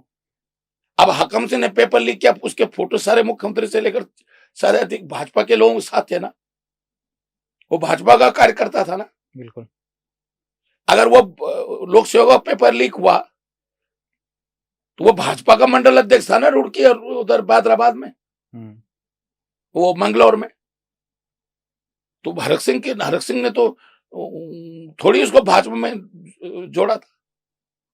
वो जो 13-14 साल की बच्ची के साथ, अपनी बच्ची के साथ जिसने बलात्कार करवाया, उसके फोटो भाजपा के राष्ट्रीय नेताओं से लेकर प्रदेश के नेताओं तक है ना। वो भाजपा की महिला मोर्चा की अध्यक्ष थी ना। आज जितेंद्र के जो हत्या हुई, आत्महत्या करने के लिए बेहोश किया गया, वो भाजपा का नेता है ना। उसके फोटो राष्ट्रीय नेताओं से लेकर प्रदेश से मुख्यमंत्री से लेकर सबके साथ है ना। लाल कुआं में जो घटना हुई, इसमें वो भाजपा का दायित्वधारी था ना। चंपावत के अंदर जो महिला को उत्पीड़न हुआ, वो भाजपा का दायित्वधारी है ना, भाजपा का अध्यक्ष है ना, कार्यकर्ता है। अल्मोड़ा में हुई तो भाजपा। तो मैं इसलिए कह रहा हूं कि अब तक जितने अपराध हुए हैं पिछले 2-3 सालों 4 सालों में, ज्यादातर में भाजपा के लोग, चाहे वो खून खराबा हो, चाहे महिलाओं का उत्पीड़न हो, चाहे पेपर लीक हो, सब भाजपा के लोग सम्मिलित हैं। तो ये मैं नहीं ये तो भाई, ये तो हमारा फर्ज है बोलना, ये कोई व्यक्तिगत आरोप नहीं है। ये तो जनता के सामने अपने आप ही आ चुके हैं। हाँ, ये तो सब चीजें खुली हुई हैं, जनता बिल्कुल को पता खुली है। लेकिन बहुत, मतलब अब जैसे आपने बताया, आपका ये एफडी वाला ही जो मामला है भाजपा की, इस एफडी में आपने किसी भी कंपनी का नाम या अपने साथियों के जो उस समय रहे, किसी के नाम नहीं लिए, क्योंकि पता तो आपको सब, जनता को तो ये जानने का हक है। तो मैं तो कह रहा हूं कि मैं जो नाम मैं ही क्यों लूं। मैं तो भाजपा से मांग कर रहा हूं, आप पाक साफ हो। आपने कहा हमने पार्टी को चलाने के लिए लिया, इतना उत्तराखंड वैसे इस समय लोग बेचारे 18,000 10,000 में काम कर रहे हैं, आपदा पीड़ित हैं लोग इस समय। 2 काम कर दे भाजपा, उत्तराखंड की जनता माफ कर देगी। एक कि लिस्ट जारी कर दे कि उसको किसने, ये 27 करोड़ में 27 ही कह रहा हूं, मैं अपने बड़े भाई की बात को मान लेता हूं। मेरा बड़ा भाई जो कह रहा है वो सही, जो मेरा बड़ा भाई तिरंज भाई कहे वो हमने भी एफडी देखी नहीं, तो हम भी उन्हीं की बात मान रहे हैं कि 27 ही होगा। चलो भाई, चलो 30, मैंने 30 कह दिया। वो मुख्यमंत्री थे, मेरे से ज्यादा नॉलेज थे, बड़ी पद पे थे। खाता ना भाई, मेरा तिरंज भाई जो कहे वही सही, ठीक है ना। 27 करोड़ है। अब 27 करोड़ के जो जिसने दिया, चाहे मेरे माध्यम से दिया, चाहे मुख्यमंत्री के माध्यम से आया, चाहे कहां से आया, वो लिस्ट एक सार्वजनिक मीडिया के माध्यम से कर दें। कांग्रेस को देने की जरूरत नहीं, हरक सिंह को देने की जरूरत नहीं, आपको दे दें, आप जनता के सामने उसको बता दो। तो लोग ये तो समझेंगे कि हरिद्वार में, देहरादून में कौन दानदाता ऐसा है जो भाजपा को इतना दान कर रहा है, तो वो आपदा पीड़ितों को भी करेगा बेचारा दान। हाँ, हम भी यही जानना चाहते हैं कि जिन्होंने इतना दान भाजपा को किया है, उन्होंने आपदा में कितना दान किया। और आज तो देखो 27 करोड़ कम लग रहे हैं। आज से 5 साल पहले तो उस समय तो सोना, जब सोना जो है मुझे लगता है 40-45 हजार रुपए तोला था, 18-19-20 में। हाँ जी। आज तो जो है 90 से ऊपर है, लाख पे ही पहुंच गया, लाख पे ही पहुंच गया। तो आज सोचो 27 करोड़ तो आज उसके हिसाब से जो आज 50 करोड़ के हो गए ना। तो मैं इसलिए कह रहा हूं, और सबसे अच्छा कर दे ये काम, ये कर दें कि लिस्ट जारी कर दें। अरे तिरुवनंत मेरा बड़ा भाई भी तो यही कह रहा है तिरुवनंत भाई कि चेक से लिया, तो मैंने भी तो यही कहा चेक से लिया। हाँ बिल्कुल, यही कहा था चेक से लिया है। मैंने भी ये कहा, मैंने लिए कहाँ से हैं और किससे लिए हैं भाई, यही नहीं पता लग रहा है। तो मैं करूँ लिस्ट जारी कर दे, मैं भी नाम भूल गया ना उनके। ये तो मुझे पता है कि वो ज्यादातर क्रेशर वाले हैं, खनन वाले हैं, ये तो आपने बता दिया था। मुझे भी होता है, लेकिन ऐसा नहीं कि मैं नाम नहीं याद करूंगा तो वो पूछ लूंगा मैं वहां भाई कौन कौन क्रेशर वाले थे, क्योंकि ये तो मुझे पता है, लेकिन मैं नाम वैसे भूल गया। लेकिन मैं इसलिए नहीं लेना चाह रहा हूं कि भाई अगर मैं अपने अपने वाले नाम लूंगा तो वो अच्छा नहीं है। कहीं ये नाम भी ऐसा तो नहीं कि आपके हथियार जो हैं उन्हीं में रखे हुए हैं अभी, कि समय आने पे शायद ये भी चलाए जा सकते हैं। नाम तो लेंगे ही, जब भाजपा नहीं लेगी, भाजपा को मौका दे रहे हैं हम कि उनकी नैतिकता देखना चाह रहे हैं कि वो अगर वो पारदर्शी है, भाजपा नैतिक पार्टी है तो जारी कर दे लिस्ट, दूध का दूध और पानी का पानी हो जाएगा। लेकिन क्या लगता है आपको कि नहीं करेगी जारी? जब वो आपको पता है कि जारी ही नहीं करेगी तो फिर तो ये बोलने का कोई फायदा ही नहीं हुआ। नहीं, क्यों नहीं फायदा हुआ? जनता को तो समझ में आ रहा है ना कि हाँ भाई क्यों नहीं बोल रही भाजपा। तो हम भी जनता का हिस्सा है, हमें मालूम है कि नहीं करेगी। उतना ही क्यों बोल रही तिरुवनंत राव जी या भाजपा, उतना ही क्यों कह रही कि 27 करोड़ हमने चेक से लिए, ईमानदारी से लिए, अंडर टेबल नहीं लिए, टेबल के ऊपर से लिए। तो मैंने भी पहले टेबल के ऊपर ही से कहा था, बस इतना कहा कि वो लिस्ट जारी कर दे, क्योंकि मैंने किससे लिए मुझे पता है, लेकिन तिरुवनंत राव जी ने किससे लिए मुझे नहीं पता। तो मैं तो पूरी लिस्ट जानना चाह रहा हूं ना, एज ए विपक्ष के कार्यकर्ता के नाते, उत्तराखंड के नागरिक, थोड़ा कांग्रेस भूल जाओ, उत्तराखंड के नागरिक सिटीजन के रूप में, उत्तराखंड के नागरिक के रूप में मैं जानना चाहता हूं कि भाजपा जो है सारी लिस्ट जारी कर दे कि भाई कौन भाजपा को दान कर रहा है। कल मैं अपने गांव में मंदिर बनाऊंगा तो मैं उन लोगों से कहूंगा यार तुमने भाजपा को दान किया है तो मेरे को भी तो दान कर दो। अच्छा सर, एक चीज है, उनका कहना ये है कि उन पार्टी चलाने के लिए फंड की जरूरत होती है। अरे बिल्कुल जरूरत होती है, मैं काम मना कर रहा हूँ। ऐसी कुछ एफडी क्या कांग्रेस के पास भी है? कोई नहीं है एफडी होती, यहाँ बड़ी कांग्रेस ऑफिस देख लो आप, वो तो भाजपा को वो जो जमीन पे हाईकोर्ट ने वो कर दिया, नहीं तो अभी महल बन गया होता। बिल्कुल, कोटद्वार में भी भाजपा ने ज्यादातर जमीनें ऐसी जमीनें थी जो विवादित जमीनें थी। रुद्रप्रयाग में वहां से विधायक रहा हूं, गुलाब राय में देखोगे आप भाजपा का भवन तो आपको लगेगा महल है, ये जिला कार्यालय रुद्रप्रयाग जैसे छोटा से जिले का कार्यालय। अरे कहां से पैसा आ रहा भाई तुम भाई इतना? जिस भाजपा को मैंने देखा है कि भाजपा की प्रदेश की मीटिंग लखनऊ में होती थी और एक कार होती थी या एक जीप होती थी, उत्तराखंड में कोई मीटिंग होती थी मनोहर गांधी की जीप होती थी, गाड़ी नहीं होती खड़ी, सब देवेंद्र शाह से लेकर मोहन सिंह गांव से लेकर सब लोग बसों से जाते जाते थे। तो अचानक तुम पे इतना पैसा कहां से आ गया? कोई फैक्ट्री चला रहा है? मुझे बता दो, जिले में ही महल बना दिए गए हैं। हाँ, आप मुझे बता दो अचानक भाजपा पे इतना पैसा कहां से आया? मुझको आप भाजपा बताए ना कहां से आया तुम पे इतना पैसा? भाई कहां से बना रहे तुम्हारे कार्यालय, कहां से बन रहे हैं? संकालय देख लो आप, श्रीनगर में संकालय एक किराए के मकान में सब्जी की दुकान के ऊपर था, गोला बाजार में। 40 साल 50 साल तक वहीं संकालय रहा। देवेंद्र शाह जाते थे वहीं रुकते थे, गांव से जाते वहीं रुकते थे, मनोहर गांधी तो डालमन धर्मशाला में रुकते थे, वो कोश्यारी जाते वहीं रुकते थे। स्वर्गीय शोभन सिन्हा में पौड़ी में शिशु मंदिर में, जहां निशंक जी जो है जिस शिशु मंदिर में आचार्य थे, 100-150 रुपए तनख्वाह थी उनके उस समय, 81 की बात करो मैं, तो शिशु मंदिर विकास मार्ग पर इस मंदिर में था संकालय। आज पौड़ी में देख लो संकालय। कोटद्वार में झंडा चौक में 2 मंजिल में एक किराए का एक कमरा था, मैं बहुत रुका हूं उस कार्यालय में। आज कोटद्वार में संकालय देख लो, आज उत्तरकाशी में देख लो, टिहरी में देख लो, आप पूरे प्रदेश में देख लो। अरे भैया कहां से पैसा आ रहा है? अचानक भाजपा के सत्ता में आते ही भाजपा संघ पे इतनी मेहरबानी, कौन दानदाता हो गए अब तक? क्यों नहीं 50-60 साल में क्यों नहीं दान करा उन दानदाताओं ने संघ को? वो स्वयं सेवक कहां थे तब? कहां थे वो स्वयं सेवक जो गुरुदक्षिणा दे रहे थे? मैंने भी दी है गुरुदक्षिणा, बहुत मैंने भी दी है। जब मैं यूनिवर्सिटी प्रोफेसर हो गया 50,000 रुपए देता था, और जब मंत्री विधायक होगा तो 1 लाख या 2 लाख में मैंने गुरु दक्षिणा दी है। वो तो चलो अपने मन से दी हमने, लेकिन अचानक कितनी गुरु दक्षिणा कहां से आके संघ के काले, भव्य संघ के काले बन रहे हैं। ये कहीं ना कहीं सत्ता का दुरुपयोग है ना। ऐसे राजधानी में भी नहीं है जैसे कि जिले में बन रहे हैं। हाँ, आज कांग्रेस 2 बार तो उत्तराखंड में सत्ता में रही है ना, 2 से 7, 12 से 17। हाँ, मुझे तो बता दो, कांग्रेस एक राजपुर रोड पे कब का है, कहां क्या है स्थिति प्रदेश कार्यालय की। तो मैं इसलिए कह रहा हूं कि भाई ये केवल ये हमने, ये प्रदेश उत्तराखंड ने, हंसा धनाई, बेलवंत चौहान, राजेश रावत, बेंजवाल, जिन्होंने इस राज्य के लिए कुर्बानी दी, क्या भाजपा के भव्य भवन बनाने के लिए दी, कि भाजपा के लोगों का जीवन स्तर ऊंचा करने के लिए दी,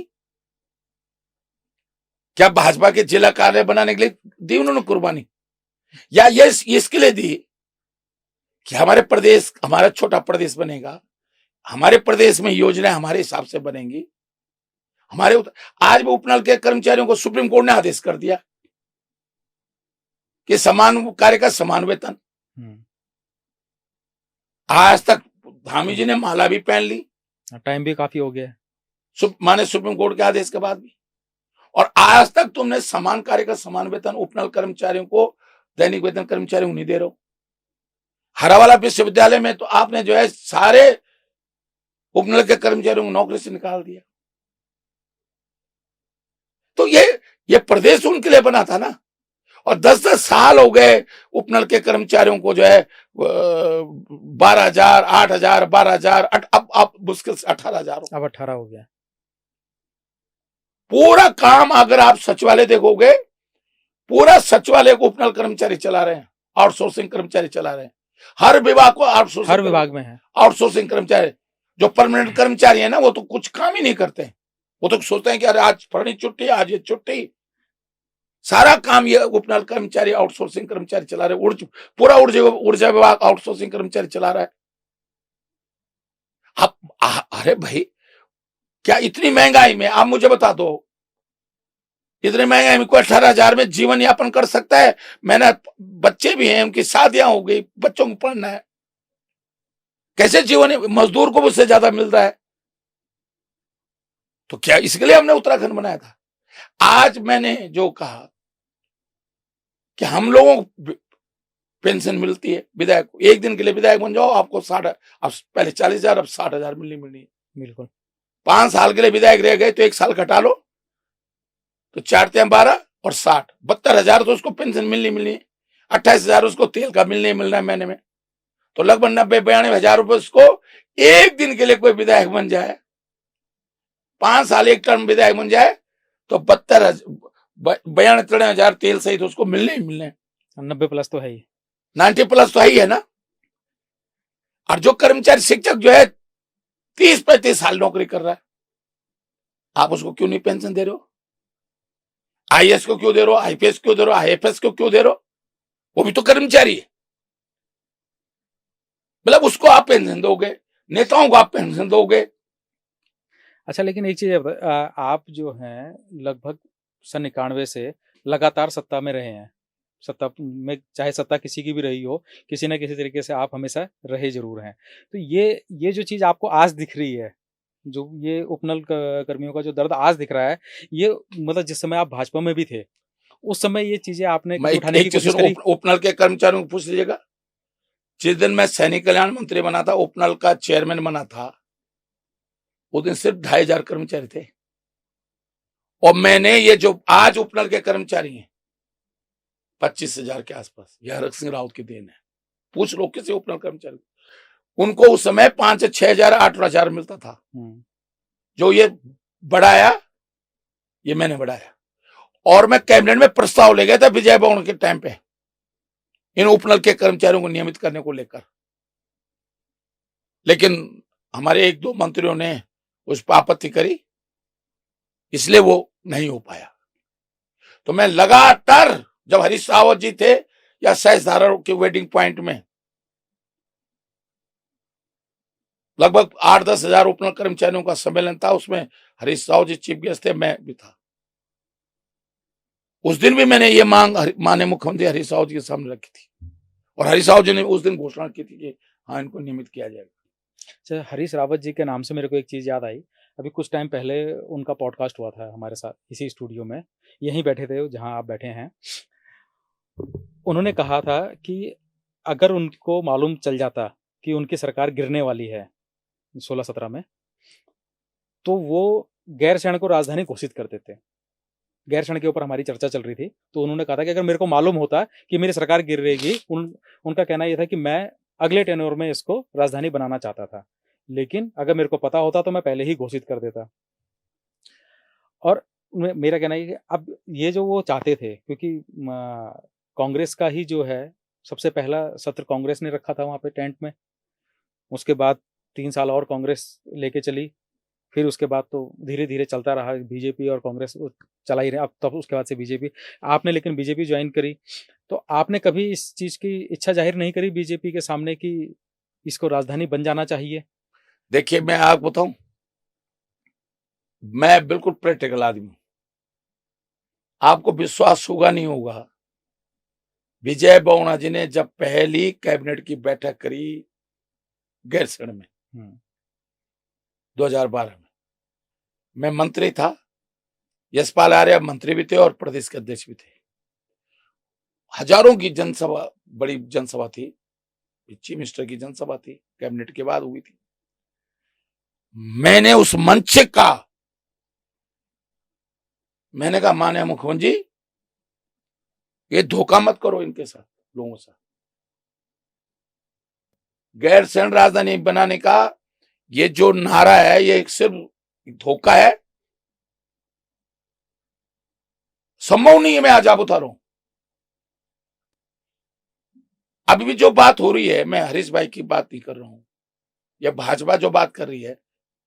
अब 2 चीजें हुई, राजधानी और ग्रीष्मकालीन सत्र में अंतर है। राजधानी का मतलब यह है कि 4 ऋतु होती हैं, एक ऋतु 3 महीने की होती है, एक ऋतु। तो ग्रीष्म ऋतु 3 महीने की होती है। क्या 3 महीने चीफ सेक्रेटरी से लेकर अनुभाग अधिकारी तक, हर विभाग का हर मंत्री 3 महीने क्या वहां बैठेगा? राजधानी का मतलब, ग्रीष्मकालीन राजधानी का मतलब है कि परमानेंट तीन जैसे सचिवालय यहां चल रहा है, पूरी तरह से वहां पे चले। लोग बेवकूफ क्यों बना रहे हैं लोगों को कि ग्रीष्मकालीन राजधानी बनेंगे? वो केवल सत्र करते हैं, और सत्र कैसे होता है? हम तो ग्रीष्मकालीन की बात ही नहीं कर रहे, हम तो परमानेंट राजधानी की बात कर रहे हैं। ये नहीं, कोई नहीं करेगा, मैं बता रहा हूं आज आपको, कोई नहीं करेगा। मतलब ये मैं जनता को सिर्फ एक सपना दिखाया जा रहा है। मैं इसलिए कह रहा हूं, देखिए पहले उसके लिए हमको, देखिए मैं आज आप बता रहा हूं, मैं जानता हूं ना, व्यावहारिकता मैं जानता हूं, दिल से जो है टीरी के लोग भी नहीं चाहेंगे वहां राजधानी परमानेंट बने। मैं आज आपको तो ईमानदारी से, नारा देना बहुत अलग, लोग लोग लोग लोग लोगों को पता होता है, लेकिन बेवकूफ बनाने के लिए नारा देना अच्छा नहीं है।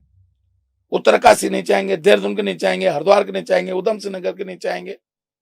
हर कोई चाहता है कि उसके नजदीक हो राजधानी। एक अल्मोड़ा जिले के लोग और एक चमोली जिले के लोग वो चाहेंगे, बस 2 जिले के लोग चाहेंगे, बाकी दिल से कोई नहीं चाहेगा। मैं आप बता रहा हूं, ये जितने नेता लोग जो बात करते हैं ना गैरसैंण, सबसे पहले गैरसैंण में राजधानी बनाने के लिए आपको हवाई पट्टी बनानी पड़ेगी, नहीं तो आपके अधिकारी रुकेंगे नहीं। जैसे आप एक चीज सुनो, मैं जो व्यावहारिक बात होनी चाहिए, केवल स्लोगन पे देखो क्या फायदा होगा फिर? उत्तर प्रदेश उत्तराखंड बना लिया हम, उसी ढरे पे चल रहे ना। अब आप माने थोड़ी देर के लिए कहते हैं कि हाँ परमानेंट राजधानी गैरसैंण होगी, बिल्डिंगें बना दी, वो बना दी, होगा क्या? जैसे पौड़ी में कमिश्नरी बहुत सालों से है, जब से हिंदुस्तान आजाद हुआ, उस बाद गढ़वाल मंडल की कमिश्नरी पौड़ी है। आज तक हम पौड़ी में बहुत कम अधिक सुभाष कुमार कविराज सिंह नेगी, कुछ ही अधिकारी ऐसे थे जो लंबे समय तक पौड़ी बैठते रहे, पांगती बैठते थे जब वो कमिश्नर थे। इसके अलावा कोई, जब वहां मंडल के अधिकारी पौड़ी में नहीं बैठा पा रहे हम, तो फिर गैरसैंण में कैसे बैठाएंगे? गैरसैंण में कैसे बैठाएंगे? बहाना करेंगे सारे अधिकारी। मैं आज बता रहा हूं मैं आपको, तो अब हर सेक्रेटरी का जो है कुछ उसके विभाग का कोई ना कोई, देहरादून हरिद्वार में भी तो कुछ न कुछ काम होगा ही होगा। वहां गैरसैंण में एक दिन, महीने में 2 दिन बैठेगा और रोज काम ढूंढ ढूंढ के हरिद्वार देहरादून घूमता रहेगा। चलो मंत्रियों को तो मूवमेंट रहते ही रहता है, मंत्रियों को तो चलो उनका तो चल जाएगा, मंत्रियों को तो चल जाएगा, लेकिन सेक्रेटरी एक नहीं बैठने वाला वहां उस दिन। और सब जुगाड़ में लगे रहेंगे, भारत सरकार में डेप्यूटेशन चले जाओ, IAS ऑफिसर, IPS ऑफिसर। वहां हमको स्कूल बनाने पड़ेंगे, हवाई पट्टी बनानी पड़ेगी पहले, जैसे कि जो देखे जो व्यावहारिक चीज है, हवाई पट्टी बनानी पड़ेगी। चलो ट्रेन ट्रेन चल जाएगी, हवाई पट्टी बनानी पड़ेगी, हवाई सेवा शुरू करनी पड़ेगी, वहां स्कूल खोलने पड़ेंगे, पेयजल योजना बनानी पड़ेगी, रेजिडेंस बनाने पड़ेंगे। ये जब तक हम नहीं सारा ताम झाम नहीं करेंगे, क्योंकि मुझे आप बता दो कौन सेक्रेटरी, कौन अपर सचिव, कौन अनुपाल का दे रही अपने बच्चों को शिशु मंदिर में पढ़ाएगा? गवर्नमेंट का पब्लिक स्कूल में कौन पढ़ा रहा है? कहना बड़ा सरल भाई। देखे ये मैं कोई मेरा लाख विरोध करे, लाख बोले कि हरक सिंह ऐसा कैसे बोल दे रहा है। मैं सस्ती लोकप्रियता के लिए कोई स्लोगन नहीं देता, इसीलिए आपको जनता का नेता कहा जाता है। मैं जानता हूं ना पॉलिटिकल क्या होने वाला है, मैं जानता हूं ना पॉलिटिकल क्या होने वाला है। मैंने उदाहरण दिया पौड़ी का। आज तक हम लड़ के थक गए, कुंजी बिहारी की भूख हड़ताल करते करते थक गया बेचारा। तो मतलब यह है कि 8,000 करोड़ से ज्यादा जो पैसा वहां अभी तक लग चुका है। एक चीज हो सकती है जो पॉलिटिकल है, व्यावहारिक है, कि हम ग्रीष्मकालीन राजधानी बना दें उसको। जैसे बंबई की पूना भी है राजधानी, लेकिन कहां चलती पूना से, जबकि तो मैदान में है। शिमला की शिमला भी है और वहां भी है, लेकिन शिमला डेवलप हो गया ना। हमको या तो शिमला की तर्ज पर ही उतना यातायात सड़क वैसी हो, या तो शिमला की तर्ज पर। चंडीगढ़ से शिमला की दूरी कितनी है? कोई बहुत ज्यादा नहीं है, 1.5-2 घंटा, 2 घंटा लगभग, 2 घंटा। देखिए जो प्रैक्टिकल है, मैं आज आपको बता रहा हूं, इससे ज्यादा डिस्टेंस वाले जगह हम अगर राजधानी बनाएंगे, मैदानी क्षेत्र से 2 घंटे से ज्यादा डिस्टेंस वाली पे राजधानी बनाएंगे, तो वो अव्यावहारिक होगा। मैं आज बता रहा हूं, लोग, मैं जब ये बोलता हूं ना, लोग मेरा विरोध करते हैं, जो तथाकथित नेता लोग होते हैं, तथाकथित अपने आप को बड़े पहाड़ी समझते हैं। उन जो बड़े नेता बने, उनको कहो तो अपने गांव तो देखो, तुमने गांव में क्या कर रखा अपना। हरक सिंह रावत का तो आज भी घर में, मैं जब श्रीनगर जाता हूं तो श्रीनगर वाले घर पे नहीं रुकता हूं, अपने गांव वाले घर पे रुकता हूं। मैंने आम का बगीचा लगा रखा है, क्योंकि घाटी में गर्म है, मेरे घाटी में गर्म होता है। आम लगा रखा है मैंने, नींबू लगा रखे हैं 500-600 पेड़, कागजी नींबू। मैंने आंवला लगा रखा, 600-700 पेड़ आंवले के लगा रखे। अभी 80 कुंटल आंवला निकला मेरा, 2 कुंटल नींबू निकला। मैंने भिट्टे होते हैं हमारे यहाँ पहाड़ में, भिट्टे कहते हैं, पुस्तक खेत होते हैं, उसपे मैंने जंगली घास निकाल के लेमन ग्रास लगा रखा है। तो हरक सिंह रावत जितने नेता हैं, इन नेताओं से पूछ, जो ज्यादा उत्तराखंड की बात करता है, उसे को अभी चलो एक दिन तेरे गांव चलते हैं हम लोग, तेरे घर चलते हैं एक दिन। सब ऋषिकेश आ गए, देहरादून आ गए, जय पहाड़ी जय पहाड़ी जय पहाड़ी। लेकिन अब एक चीज आपने बताया कि मैदान से जो है 2-2.5 घंटे से ज्यादा की दूरी नहीं होनी चाहिए। अब यहाँ से हम सरकार तो तैयारी कर रही है कि देहरादून से दिल्ली जो है 2.5 घंटे में पहुंच जाए, लेकिन पिथौरागढ़ का आदमी हमारी राजधानी देहरादून में कितने टाइम में पहुंचेगा?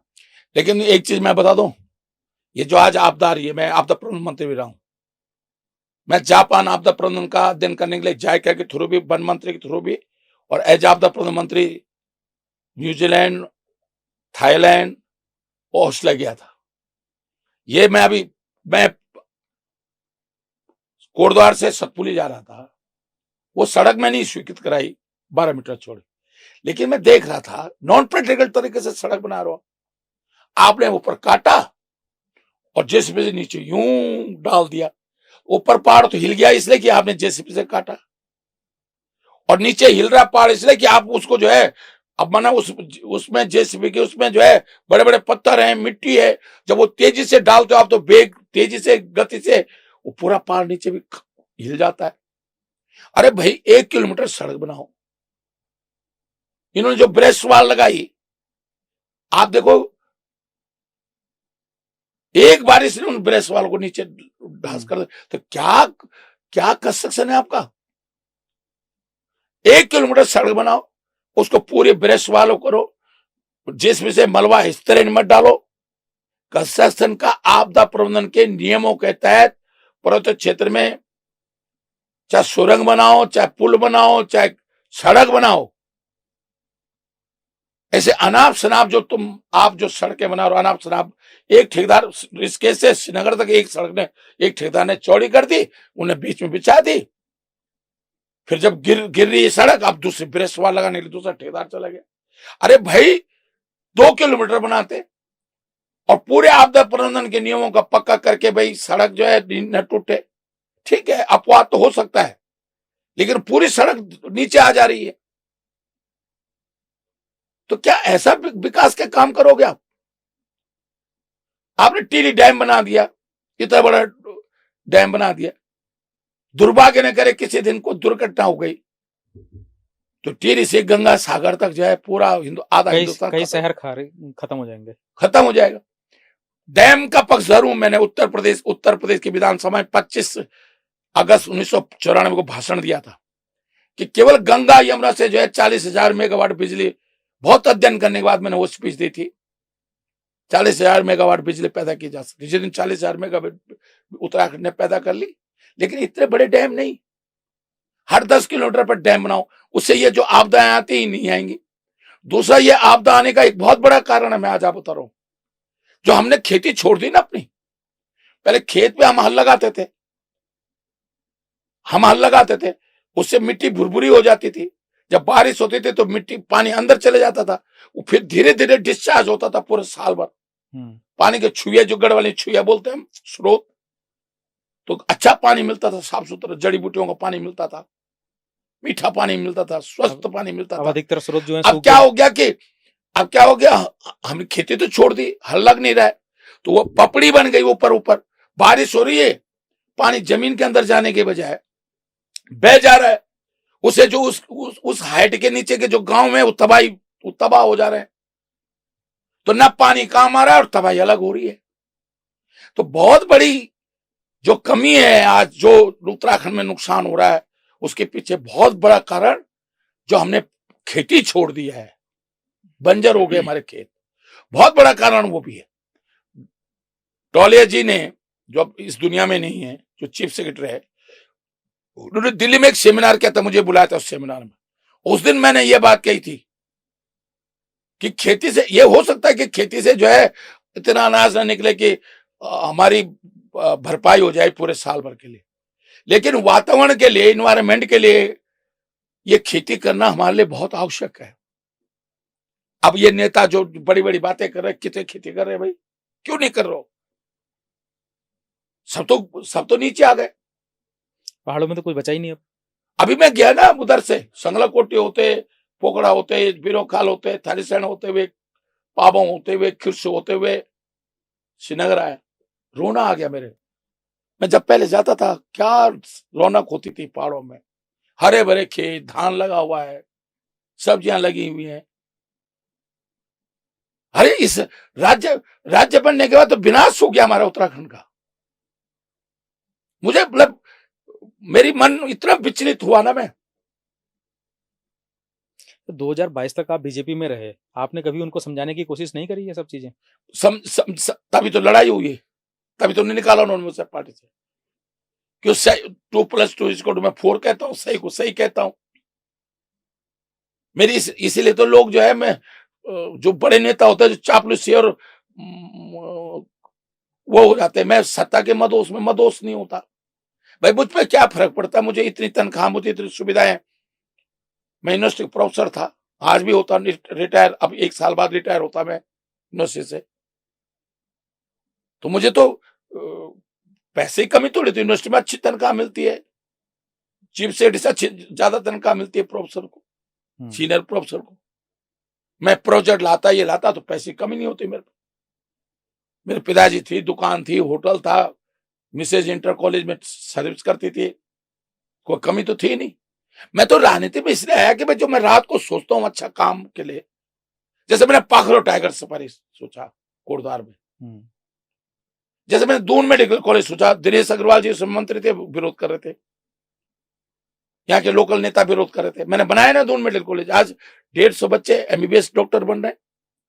दून मेडिकल कॉलेज ने कोरोना में सबसे ज्यादा मदद, दून मेडिकल कॉलेज में टेस्टिंग हुई, इलाज हुआ लोगों का, वीआईपी का भी और गरीब का भी, सबका इलाज हुआ। अल्मोड़ा मेडिकल कॉलेज मैंने बनवाया, सिनर मेडिकल कॉलेज मेरी बनाया हुआ है। तो मैं ऐसी कोटद्वार मेडिकल कॉलेज बनाना चाहता था, त्रिन रावत माने ही नहीं कि वो बिजनौर के लोगों को इलाज करेगा। अरे मैंने कहा इलाज चाहे, मैंने कहा जब हम उत्तर प्रदेश के हिस्से थे या अभी कोटद्वार के लोग क्या मेरठ नहीं जा रहे इलाज के लिए, तो ये क्या बात हो गई। मतलब ये है कि आपने 22 में इसलिए बीजेपी को छोड़ दिया क्योंकि वो आपकी बात सुन नहीं रही थी। सुनते ही नहीं थे उनको, भाई जो सही कहेगा ना उनको तो चाहिए जी, ऐसे प्रांत प्रचार है, जी जी जी। अब हरक सिंह तो नहीं कर सकता, मैं इज्जत बहुत देता हूं मैं। लेकिन 2022 में एक खबर और उड़ी थी आपके बीजेपी को छोड़ने को लेके कि आपको टिकट नहीं दिया जा रहा था, इसलिए टिकट, वो एक चीज सुनो, अमित शाह जी ने फोन किया मुझको, हरक सिंह जी कोई 3 जगह नाम दे देना, जो 3 जगह दो मुख्यमंत्री को बता देना, मैंने मुख्यमंत्री को बता देता, उन्हें केदारनाथ में टिकट फाइनल कर देता। टिकट नहीं दिया जा रहा था, 2 टिकट देने के लिए तैयार हो गए थे, मेरे को केदारनाथ से, मेरी बहू को जो है कोटद्वार से। धामी जी ने कह दिया कि 2 टिकट। तो फिर तो अगर आप जीत के अगर आते तो फिर तो जनता के लिए और अच्छा कुछ कर सकते थे। लेकिन भैया एक चीज सुनो ना, कुछ लोगों को मैंने नहीं छोड़ी थी बीजेपी, आपको ध्यान होगा वो माहौल है, कुछ लोगों ने जिनको लगा भाई हरक सिंह जी कल मुख्यमंत्री नहीं बन जाए। मेरा दुर्भाग्य क्या है ना, लोग मेरे को सिर्फ, मैं कर रहा हूं भैया मुख्यमंत्री तुम ही बन जाओ सब लोग। एक अच्छा मुख्यमंत्री के नाम से मेरे को याद आया 2012 का किस्सा। 2012 में भी लगभग आपका नाम फाइनल था। हाँ बिल्कुल फाइनल था। तो उस समय ऐसा क्या हुआ था? अब वो मुझे खुद नहीं मालूम है। मुझे शत्रुघ्न सिंह जो चीफ सेक्रेटरी रहे उत्तराखंड, वो पीएमओ में ज्वाइंट सेक्रेटरी थे, उन्होंने मुझे लंच पे बुलाया, कहा कि रावत जी आपका चीफ मिनिस्टर फाइनल हो गया। आनंद शर्मा ने मुझे बुलाया, किशोर उपाध्याय के नंबर पे फोन आया, किशोर उपाध्याय में साथ गए। पचौर जी उस समय उत्तराखंड के इंचार्ज थे एक तरह से, और वो आनंद शर्मा बहुत पावरफुल नेता थे उस समय कांग्रेस में। बुलाया कि आपका हो गया, मैंने अहमद पटेल को धन्यवाद दे दिया, गुलाम नबी जी को धन्यवाद दे दिया। रात खेल हो गया, रात में रख के पलट गया, दूसरे दिन विजय भवन का हो गया। तो कई बार क्या होता है कि ये जो खेल पलटा, ये जो है इसमें अंदरूनी राजनीति रही। अब हुई है तो हुई है, तो मैं उसमें बिना राजनीति के थोड़े मेरा नाम कटा।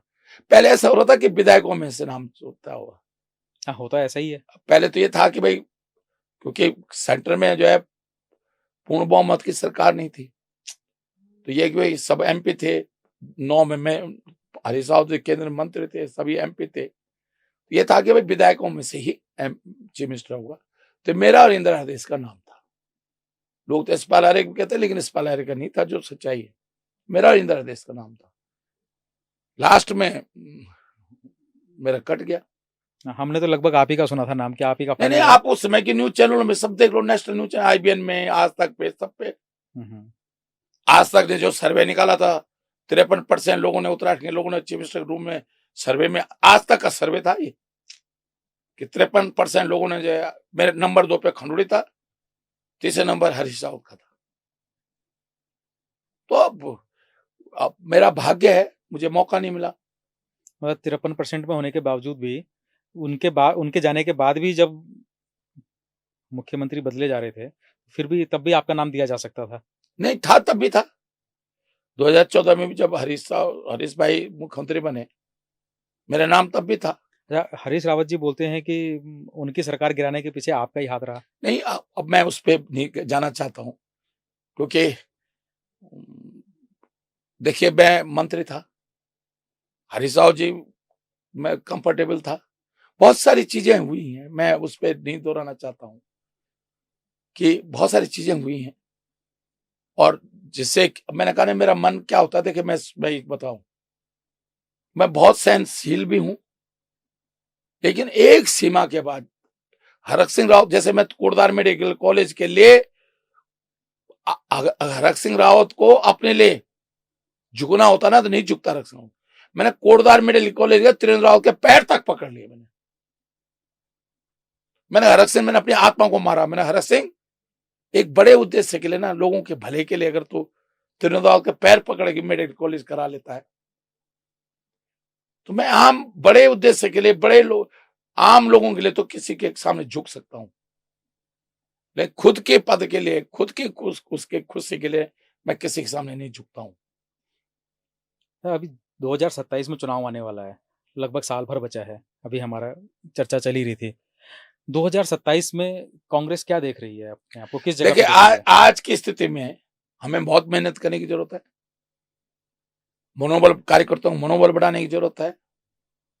केवल हम देखो, दो तरह का चुनाव होता है, एक सकारात्मक और एक नकारात्मक होता है। जैसे सरकार हर मोर्चे पे फेल हो गई, खनन माफिया, भू माफिया, शराब माफिया,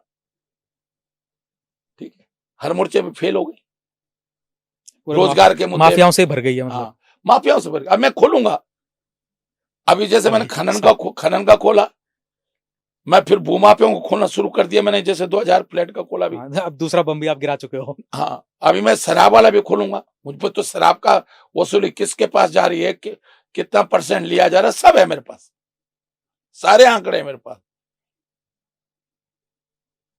भाजपा को सफाई देते देते जो है, सफाई देने की स्थिति में नहीं होगी भाजपा। जैसे मैंने 30 करोड़ का, तो भाजपा ने स्वीकार किया ना, 27 करोड़ है। मतलब ये आज मैंने 2000 फ्लैट का, तो भाजपा ने स्वीकार किया कि हाँ फ्लैट स्वीकृत हुए थे, लेकिन हमने कैंसिल कर दिए थे। महिला आयोग को रिपोर्ट आई, तो हमारी रिपोर्ट नहीं है ना। ये देहरादून में जो है भाजपा कुछ भी कहे, आज देहरादून का SSP के हिसाब, वो तो 410 पे सर्वे हुआ। अरे वो तो ऐसे तो सभी शहरों में कम ही लोगों पे सर्वे हुआ होगा, वो सभी पे तो हो भी नहीं सकता। हाँ, तो अब अगर गलती है तो वो हरक सिंह रावत ने बनाई हुई है, जिसे सर्वे कराया। वो तो भारत सरकार के महिला आयोग ने जिसको भी टेंडर दिया होगा सर्वे करने का, ये तो उसकी गलती है। अगर सचमुच अगर हमारा प्रदेश में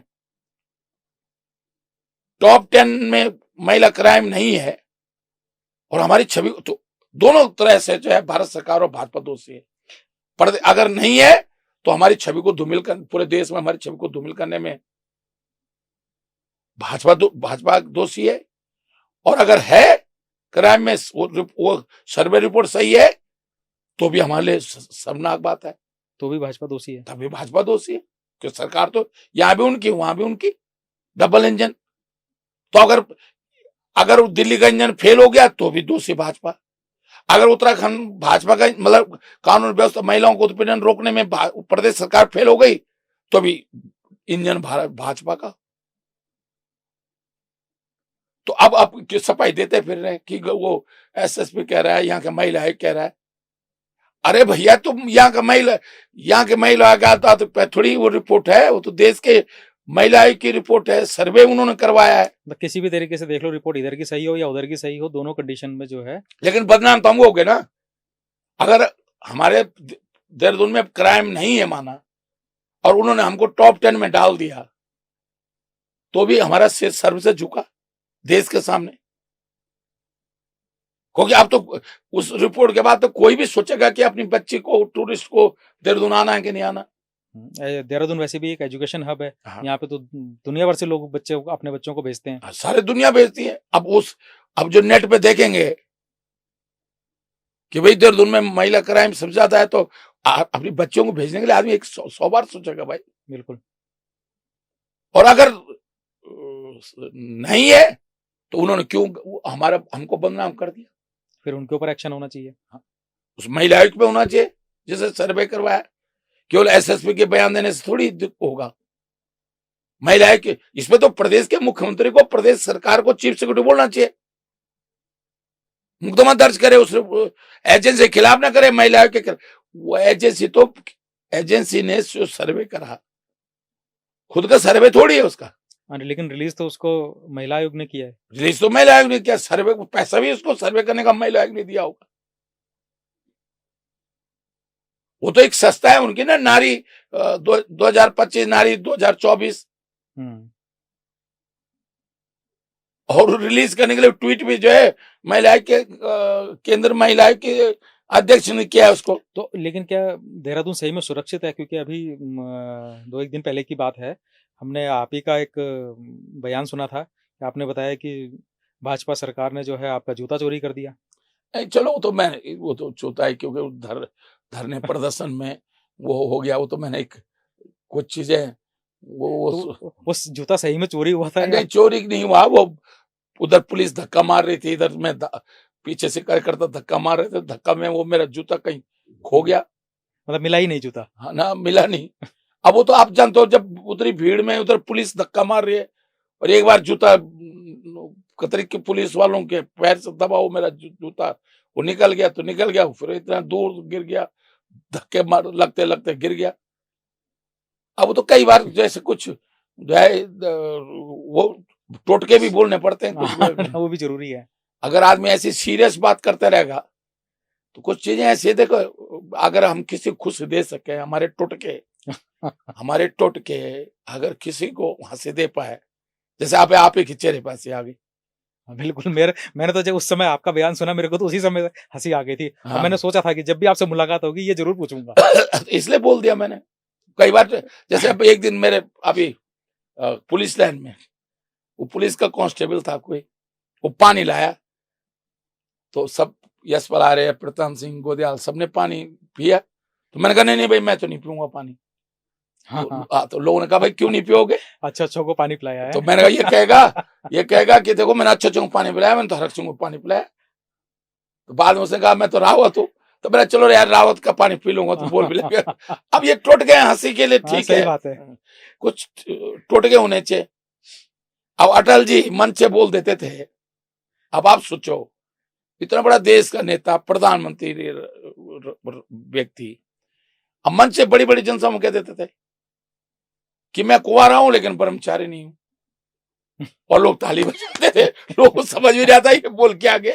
ये नहीं बोला कि अपने को एक तरह से लांछन लगा दिया अपने पे कि मैं कुंवारा हूं पर ब्रह्मचारी नहीं हूं, मतलब मैं महिलाओं से संबंध बनाता हूं। ये मतलब हुआ ना इसका? मतलब तो यही निकल रहा है। मतलब तो यही हुआ कि मैं कुंवारा हूं लेकिन ब्रह्मचारी नहीं हूं, और लोग ताली बजा रहे हैं। उनके चरित्रहीनता पर खुद को चरित्रहीन बोल रहे हैं और लोग ताली बजा रहे।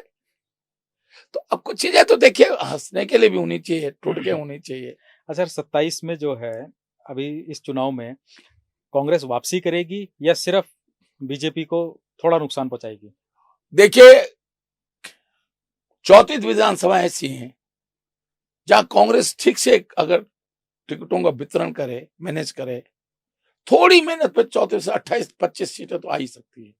हरिद्वार की 11 में से 10 सीटें कांग्रेस की। सोशल इक्वेशन, सामाजिक जो ताना बाना है वो कांग्रेस का पक्ष का है।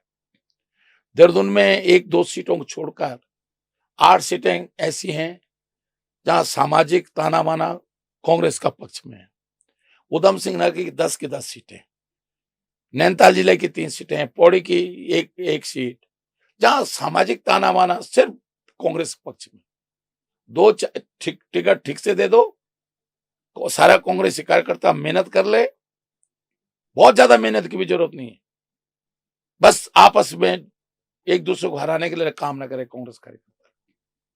तो भाई साहब 34 में से पहले तो 28 सीटें, नहीं तो बुरी हालत में 25 सीटें तो वही है। केवल हमको बाकी सीटों में से मुश्किल से सरकार बनाने 10 ही सीट तो चाहिए।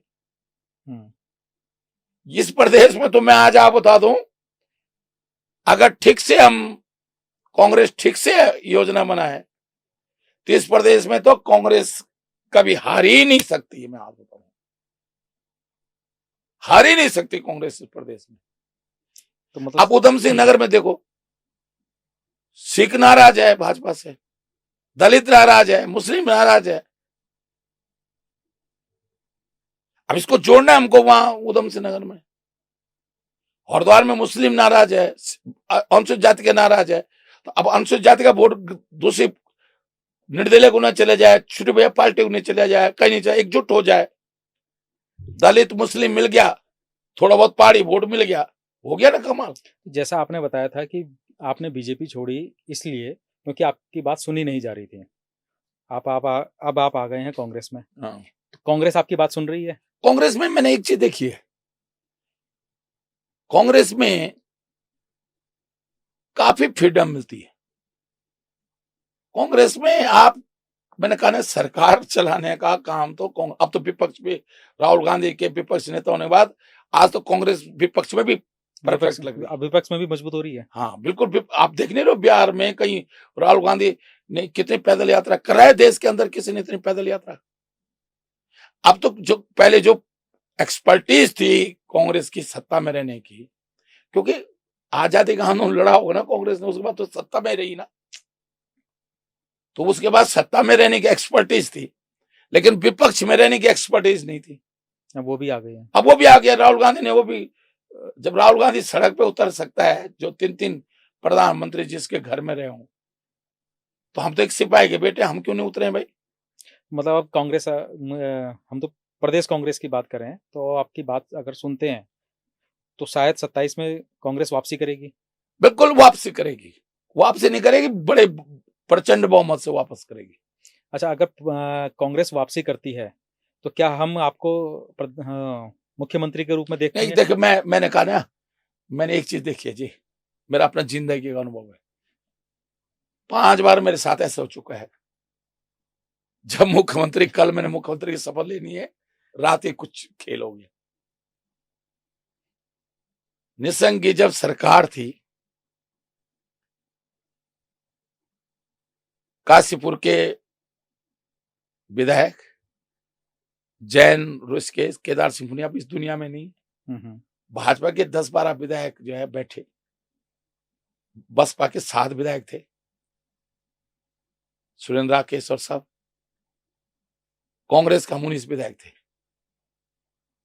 प्रीतम सिंह, मैं, रणजीत रावत, यहाँ आईएसबीटी वाली रोड पे एक बैठे। भाजपा के विधायक चाहते थे कि भाई अगर निशंक की सरकार गिरे तो फोने जी मुख्यमंत्री बने, हमारे सहयोग से। तो रणजीत रावत और प्रीतम ने कहा, भाई किशोर उपाध्याय भी थे उसमें, उन्होंने कहा भाई नहीं, हमारे 19 विधायक है तो कांग्रेस का मुख्यमंत्री बनेगा। मैंने माने सोनिया गांधी से परमिशन ले ली, सोनिया गांधी क्योंकि झारखंड में धोखा हो चुका था, तो माने सोनिया गांधी परमिशन देने के लिए तैयार नहीं थी। तो मैंने मैडम से कहा, मैडम मैंने कहा हम तो जब बिल आएगा सदन के अंदर तो हम भाजपा के पक्ष में, सरकार के पक्ष में वोट दें?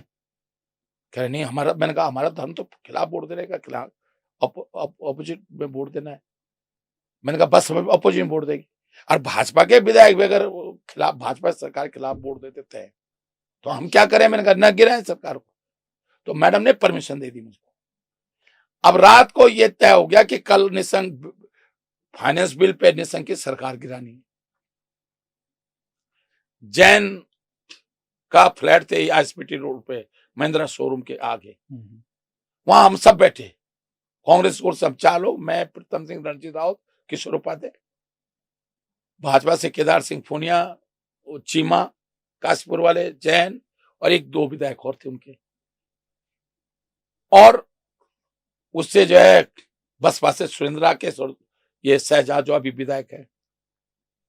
और फाइनल हो गया कि कल बिल में सरकार गिरेगी, कल शाम को मुख्यमंत्री की शपथ लेने के लिए हम गवर्नर को देंगे। अब किस्मत देखो मेरी कैसी खराब, रात ही जो है शाम को, उसी दिन शाम को जिस दिन हम बैठे और जिस दिन सरकार गिरानी थी हमको निशंक की, उसी दिन जो है रीता जोशी उत्तर प्रदेश कांग्रेस के अध्यक्ष थी और उसने मायावती के खिलाफ बयान दे दिया मुरादाबाद में, और लखनऊ में जो है रीता जोशी घर पे बसपा के कार्यकर्ताओं ने तोड़फोड़ कर दी। अब बसपा ने अपना समर्थन विड्रॉ कर दिया कि नहीं भैया, हम तो नहीं, अब कांग्रेस की सरकार बनती, हम नहीं है। तो होगी नहीं मेरी किस्मत खत्म।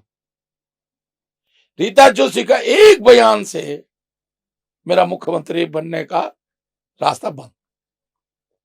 इसलिए मैंने तो अब 2012 में ऐसी हो मेरे साथ। बिल्कुल, 2012 में भी आपका नाम क्लियर था। एक बार तिवारी जी की सरकार थी, 6 जून 2003 को हिंदुस्तान अखबार ने फ्रंट पेज पे लिखा, उस समय हरीश रावत प्रदेश अध्यक्ष थे, हरीश की जगह हरक सिंह रावत की ताजपोशी तय कि प्रदेश अध्यक्ष बन रहा हूं मैं। आजकल भी आपका नाम चल रहा है। तो मैं इसलिए कह रहा हूं, मैं एक बार तिवारी जी की सरकार में हुआ, उसमें 1/3 2/3 नहीं था, दल बदल कानून 1/3 था। 12 विधायक क्योंकि उसमें कांग्रेस से 36 है, बाकी निर्दलियों का सपोर्ट था। तो तिवारी जी की सरकार को गिराने के लिए भी 12 विधायक हरक सिंह रावत के साथ आ गए। फिर विजय मोहन रात को 8 बजे मेरे घर पे आए, 11:30 बजे मुझे मना के जो है मुख्यमंत्री तिवारी जी के यहां ले गए। और फिर मैंने, और मेरे साथ जितने लोग थे सबको राज्य मंत्री और चेयरमैन बनाया गया कॉर्पोरेशन और उसका। तो मैंने इसलिए अब छोड़ दिया ये सब चीजें भैया, तो सोचना ही छोड़ दिया इस बारे में। ऐसा ना, जिस चीज के पीछे भागो। अब मैंने ये सोच लिया कि जब तक सांसें हैं भैया, काम करना है। मजदूरी का काम मिलेगा तो मजदूरी करेंगे, झंडा उठाने का काम मिलेगा झंडा उठाएंगे। आप देखते नहीं हो मुझे कि भाई मेरी उम्र 64-65 साल होने वाली है, अभी छात्र नेताओं की तरह सड़कों में नारे लगाते हुए नहीं देखते आप मुझे।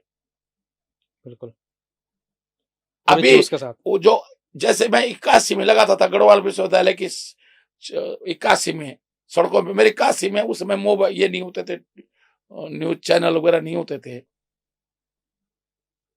उस समय जो नारे लगाता था हरक सिंह रावत, आज भी वैसी है। आपको तो माइक की भी जरूरत नहीं है। ना जरूरत ही नहीं मुझे। मैं तो 5 उत्तर प्रदेश में मुलायम सिंह सरकार को हिला के रखता था।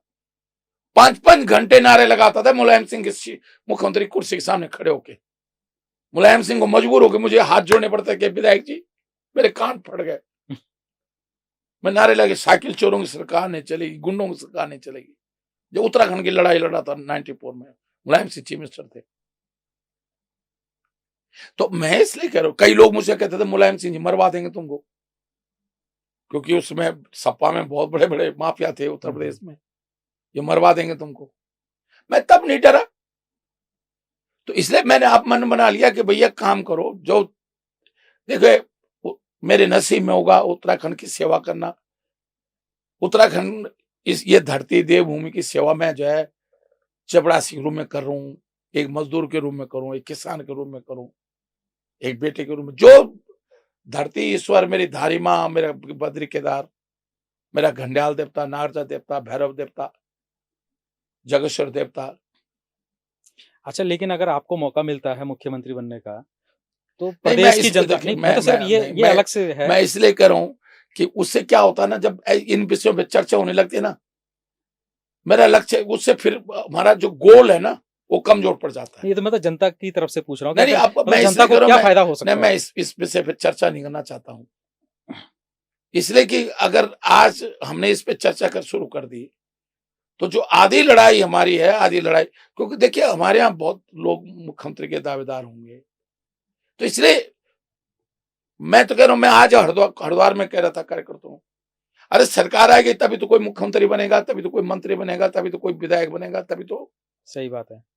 इसलिए एक गोल रखो, नहीं हमें सरकार लानी है, और गोल वो भी मैं विधायक बनूं, मंत्री बनूं, इसके लिए नहीं, इसके लिए कि हम किसानों की समस्याओं का समाधान करेंगे, नौजवानों को रोजगार देंगे, प्रदेश को तरक्की पे ले जाएंगे, आपदाओं के समय में जाए लोगों को सुख दुख में ऐसे तकनीक अपनाएंगे कि आपदा तो आएगी, भूकंप कोई रोक नहीं सकता, भूस्खलन बादल फटने को रोक नहीं सकता, लेकिन उससे कम नुकसान कैसे हो, कैसे हम समय पे लोगों की मदद कर सके, इस तरह की तकनीकी हमने तो सुना है कि धन सिंह जी के पास कोई ऐप है जिससे वो रोक सकते हैं शायद। अब वो तो देखिए सुनो, वो तो दुबई से लाया हुआ ऐप, वो तो देखिए वो, अब क्या बोलूं, मैं कुछ बोल नहीं सकता व्यक्तिगत रूप से। आप तो उनके साथ मैं साथ ही, बच्चा है मेरे सामने। तो मैं कभी आपने भी उनसे वो ऐप के बारे में पूछा नहीं? अब वो देखो पॉलिटिकल साइंस का आदमी है, मैं तो चलो इंटर तक साइंस पढ़ी, मैंने फिजिक्स मैथ्स की और केमिस्ट्री का स्टूडेंट रहा हूँ इंटर तक, उससे तो आर्ट्स का स्टूडेंट रहा। अब आर्ट्स के विद्यार्थियों को तो ऐप समझने के लिए थोड़ा सा, साइंस का इंटर फिजिक्स का आदमी हो थोड़ा बहुत समझ होती है, मतलब, और काफी समझ होती है।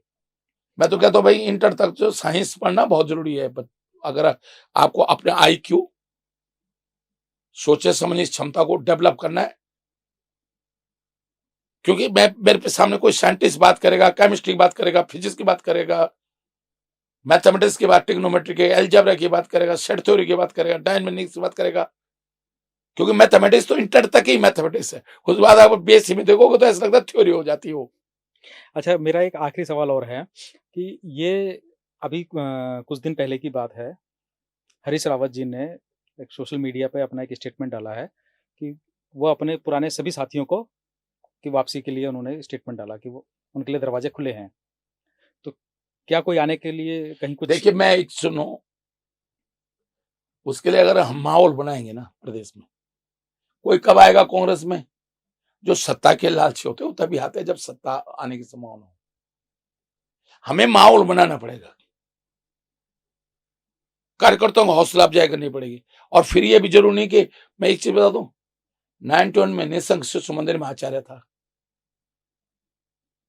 और फिर सीमांत वार्ता को चलाता था, कैसे छपता था ऐसे करके, बिल्कुल, और प्रिंटिंग में ऐसे छपता था अखबार, ब्लॉक प्रिंटिंग। हाँ, ब्लॉक प्रिंटिंग होती थी। चुनाव में निशंक के ऑफिस गया वहां पोखरियाल पौड़ी में कि भाई करण प्रयाग चुनाव लड़े, कह रहे शिवधन नोडाल जी खिलाफ, कि उनसे विज्ञापन लेता रहा, जीत गया ना। कंडारी जी को मैं जकोली से, ब्लॉक प्रमुख जकोली थे, मैं वहां गया उन पे लेने के लिए, उनको बीजेपी में ज्वाइनिंग कराया, जीता ना। अजय भट्ट की स्थिति, बच्ची सिंह रावत को टिकट दिया हमने वहां, पहले मोहन सिंह को दिया था, उसका नॉमिनेशन कैंसिल हो गया, फिर बच्ची सिंह मिला, जीता ना। अब तो इस दुनिया में नहीं है, मैं उस समय इंचार्ज था वहां अल्मोड़ा जिले का। तो मैं इसलिए कह रहा हूं, जब हवा आती है ना, नए लोगों को मौका MLA होने का तभी मिलता, नहीं तो अगर हरक सिंह रावत को 91 में कांग्रेस नहीं टिकट देती, क्योंकि तो सीनियर नेताओं को देती, भाजपा से MLA हो गया। तो जब मैं कांग्रेस में 98 में कांग्रेस में सम्मिलित हुआ 10,000 लोगों के साथ, जिसमें 30 ब्लॉक प्रमुख थे, सबके साथ सम्मिलित हुआ मैं कांग्रेस में, माननीय सोनिया गांधी जी के नेतृत्व में कांग्रेस भवन में। तो मैं इसलिए कह रहा हूं कि जब जो आने, ये जरूरी नहीं कि जो बड़े बड़े नेता कांग्रेस में, लेकिन आएंगे। मैं आज बता रहा हूं, मैंने तो अब अभियान शुरू कर दिया। जैसे हरिद्वार में मेरे बहुत अच्छे अच्छे कार्यकर्ता है, मैंने उनसे कहा भाई तुम, वो तो कह रहे सर जिस दिन आप कहोगे हम कांग्रेस में सम्मिलित होने के तैयार। कोई जरूरी नहीं कि बहुत बड़े नेता है, हमें नेता नहीं चाहिए, हमें कार्यकर्ता चाहिए इस समय कांग्रेस को, हो हल्ला करने वाले, नारे लगाने वाले, तभी 27 में वापसी। हाँ बिल्कुल। अब तो हमने सड़कों पे बिगुल बजा दिया, ये भी नहीं देखेंगे कि भीड़ हो रही नहीं हो रही। हम तो अकेले चला था, कारवां बनता चला गया। जैसे वो भाजपा वाले कह रहे ना कि कल फ्लॉप रहा, अरे फ्लॉप रहा या सही रहा, विषय ये नहीं है, विषय ये कि हमने कौन सा विषय उठाया। अब तात्कालिकता चाहिए, क्योंकि हमारा पार्टी का सृजन का कार्यक्रम भी चले थे, जगह जगह रिस्के से मीटिंग, देर डोयला में मीटिंग, पचौदों में मीटिंग, देर कांग्रेस कार्यकर्ता सब कांग्रेस भवन मीटिंग में था। पर मैं कांग्रेस के अध्यक्ष ज्योति से कहा, मैंने कहा नहीं भाई, अगर कल रिपोर्ट आई है और 4 दिन बाद हम प्रदर्शन करेंगे तो मैं तो खत्म है, रिएक्शन तुरंत होना चाहिए, इमीडिएट होना चाहिए।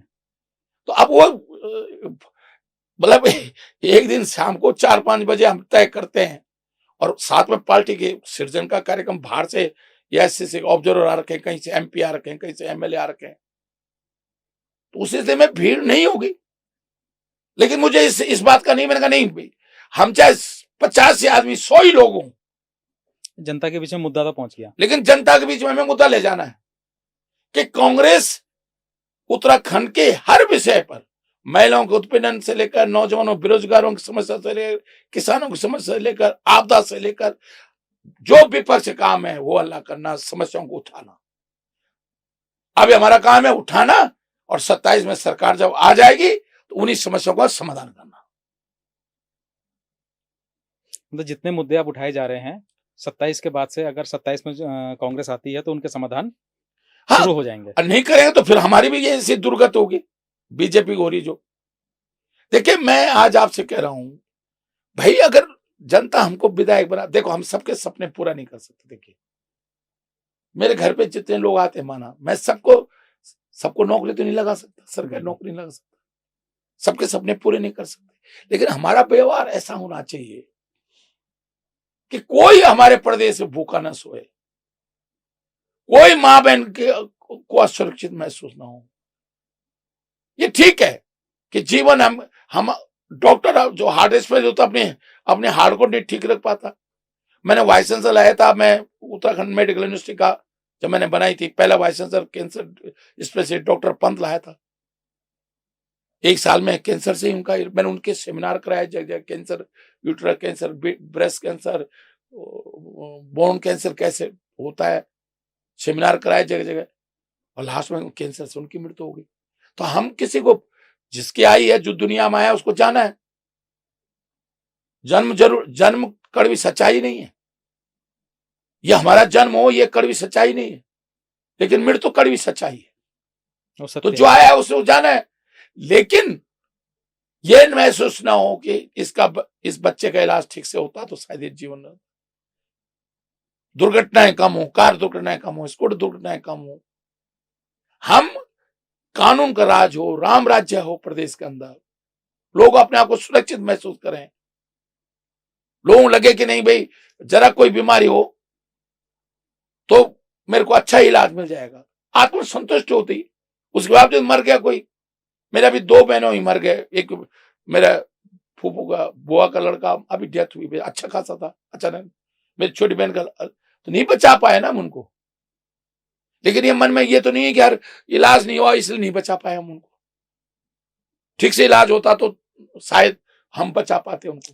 तो सरकार, हम किसी को जीवन नहीं दे सकते, लेकिन हम ऐसा वातावरण बना सकते हैं कि किसी को ये नहीं लगेगा कि भाई अगर ठीक से इलाज होता तो सुविधाएं दे सकते हैं, तो बच जाता, इलाज ठीक से नहीं हुआ इसलिए दुनिया में नहीं रहा। दुर्घटनाएं कम से कम कैसे हो, कोई शराब पी के ड्राइवर गाड़ी चला रहा है तो हम उसमें सख्ताई करें। भाई जिस चीज में सख्ताई हो नहीं सख्ताई करें, कि भाई कोई पी के गाड़ी नहीं चलाएगा तो नहीं चलाएगा, तो नहीं चलाएगा। जहां हमें सख्त होना, लचीलापन होना, वहां लचीलापन होना पड़े। तो एक कोशिश करेंगे, और हमारी सरकार, कांग्रेस की सरकार आएगी, ठीक से कोशिश नहीं होगी। इसी तरह जैसे आज हम भाजपा के खिलाफ हल्ला बोल कर रहे हैं, कल वो हमारे खिलाफ हल्ला बोल करेंगे। उनके पास तो विपक्ष का ज्यादा तजुर्बा भी है। मैं कह रहा हूं तो विपक्ष में और ज्यादा मजबूत है। हम तो अब जाके राहुल गांधी जी के नेतृत्व में अब ज्यादा हल्ला बोल कर रहे हैं, नहीं तो कांग्रेस को तो हल्ला बोल करना ही नहीं आता। तो अब हम आज के पॉडकास्ट को सर यहीं समाप्त करते हैं और उम्मीद करते हैं कि जल्दी ही आपसे दोबारा मुलाकात हो, आपके कुछ नए जो आप बम फोड़ो और कुछ नए राज उजागर करें, उनके साथ हम दोबारा आपके साथ बैठें। बहुत बहुत धन्यवाद। आज के लिए बहुत बहुत धन्यवाद सर। बहुत धन्यवाद।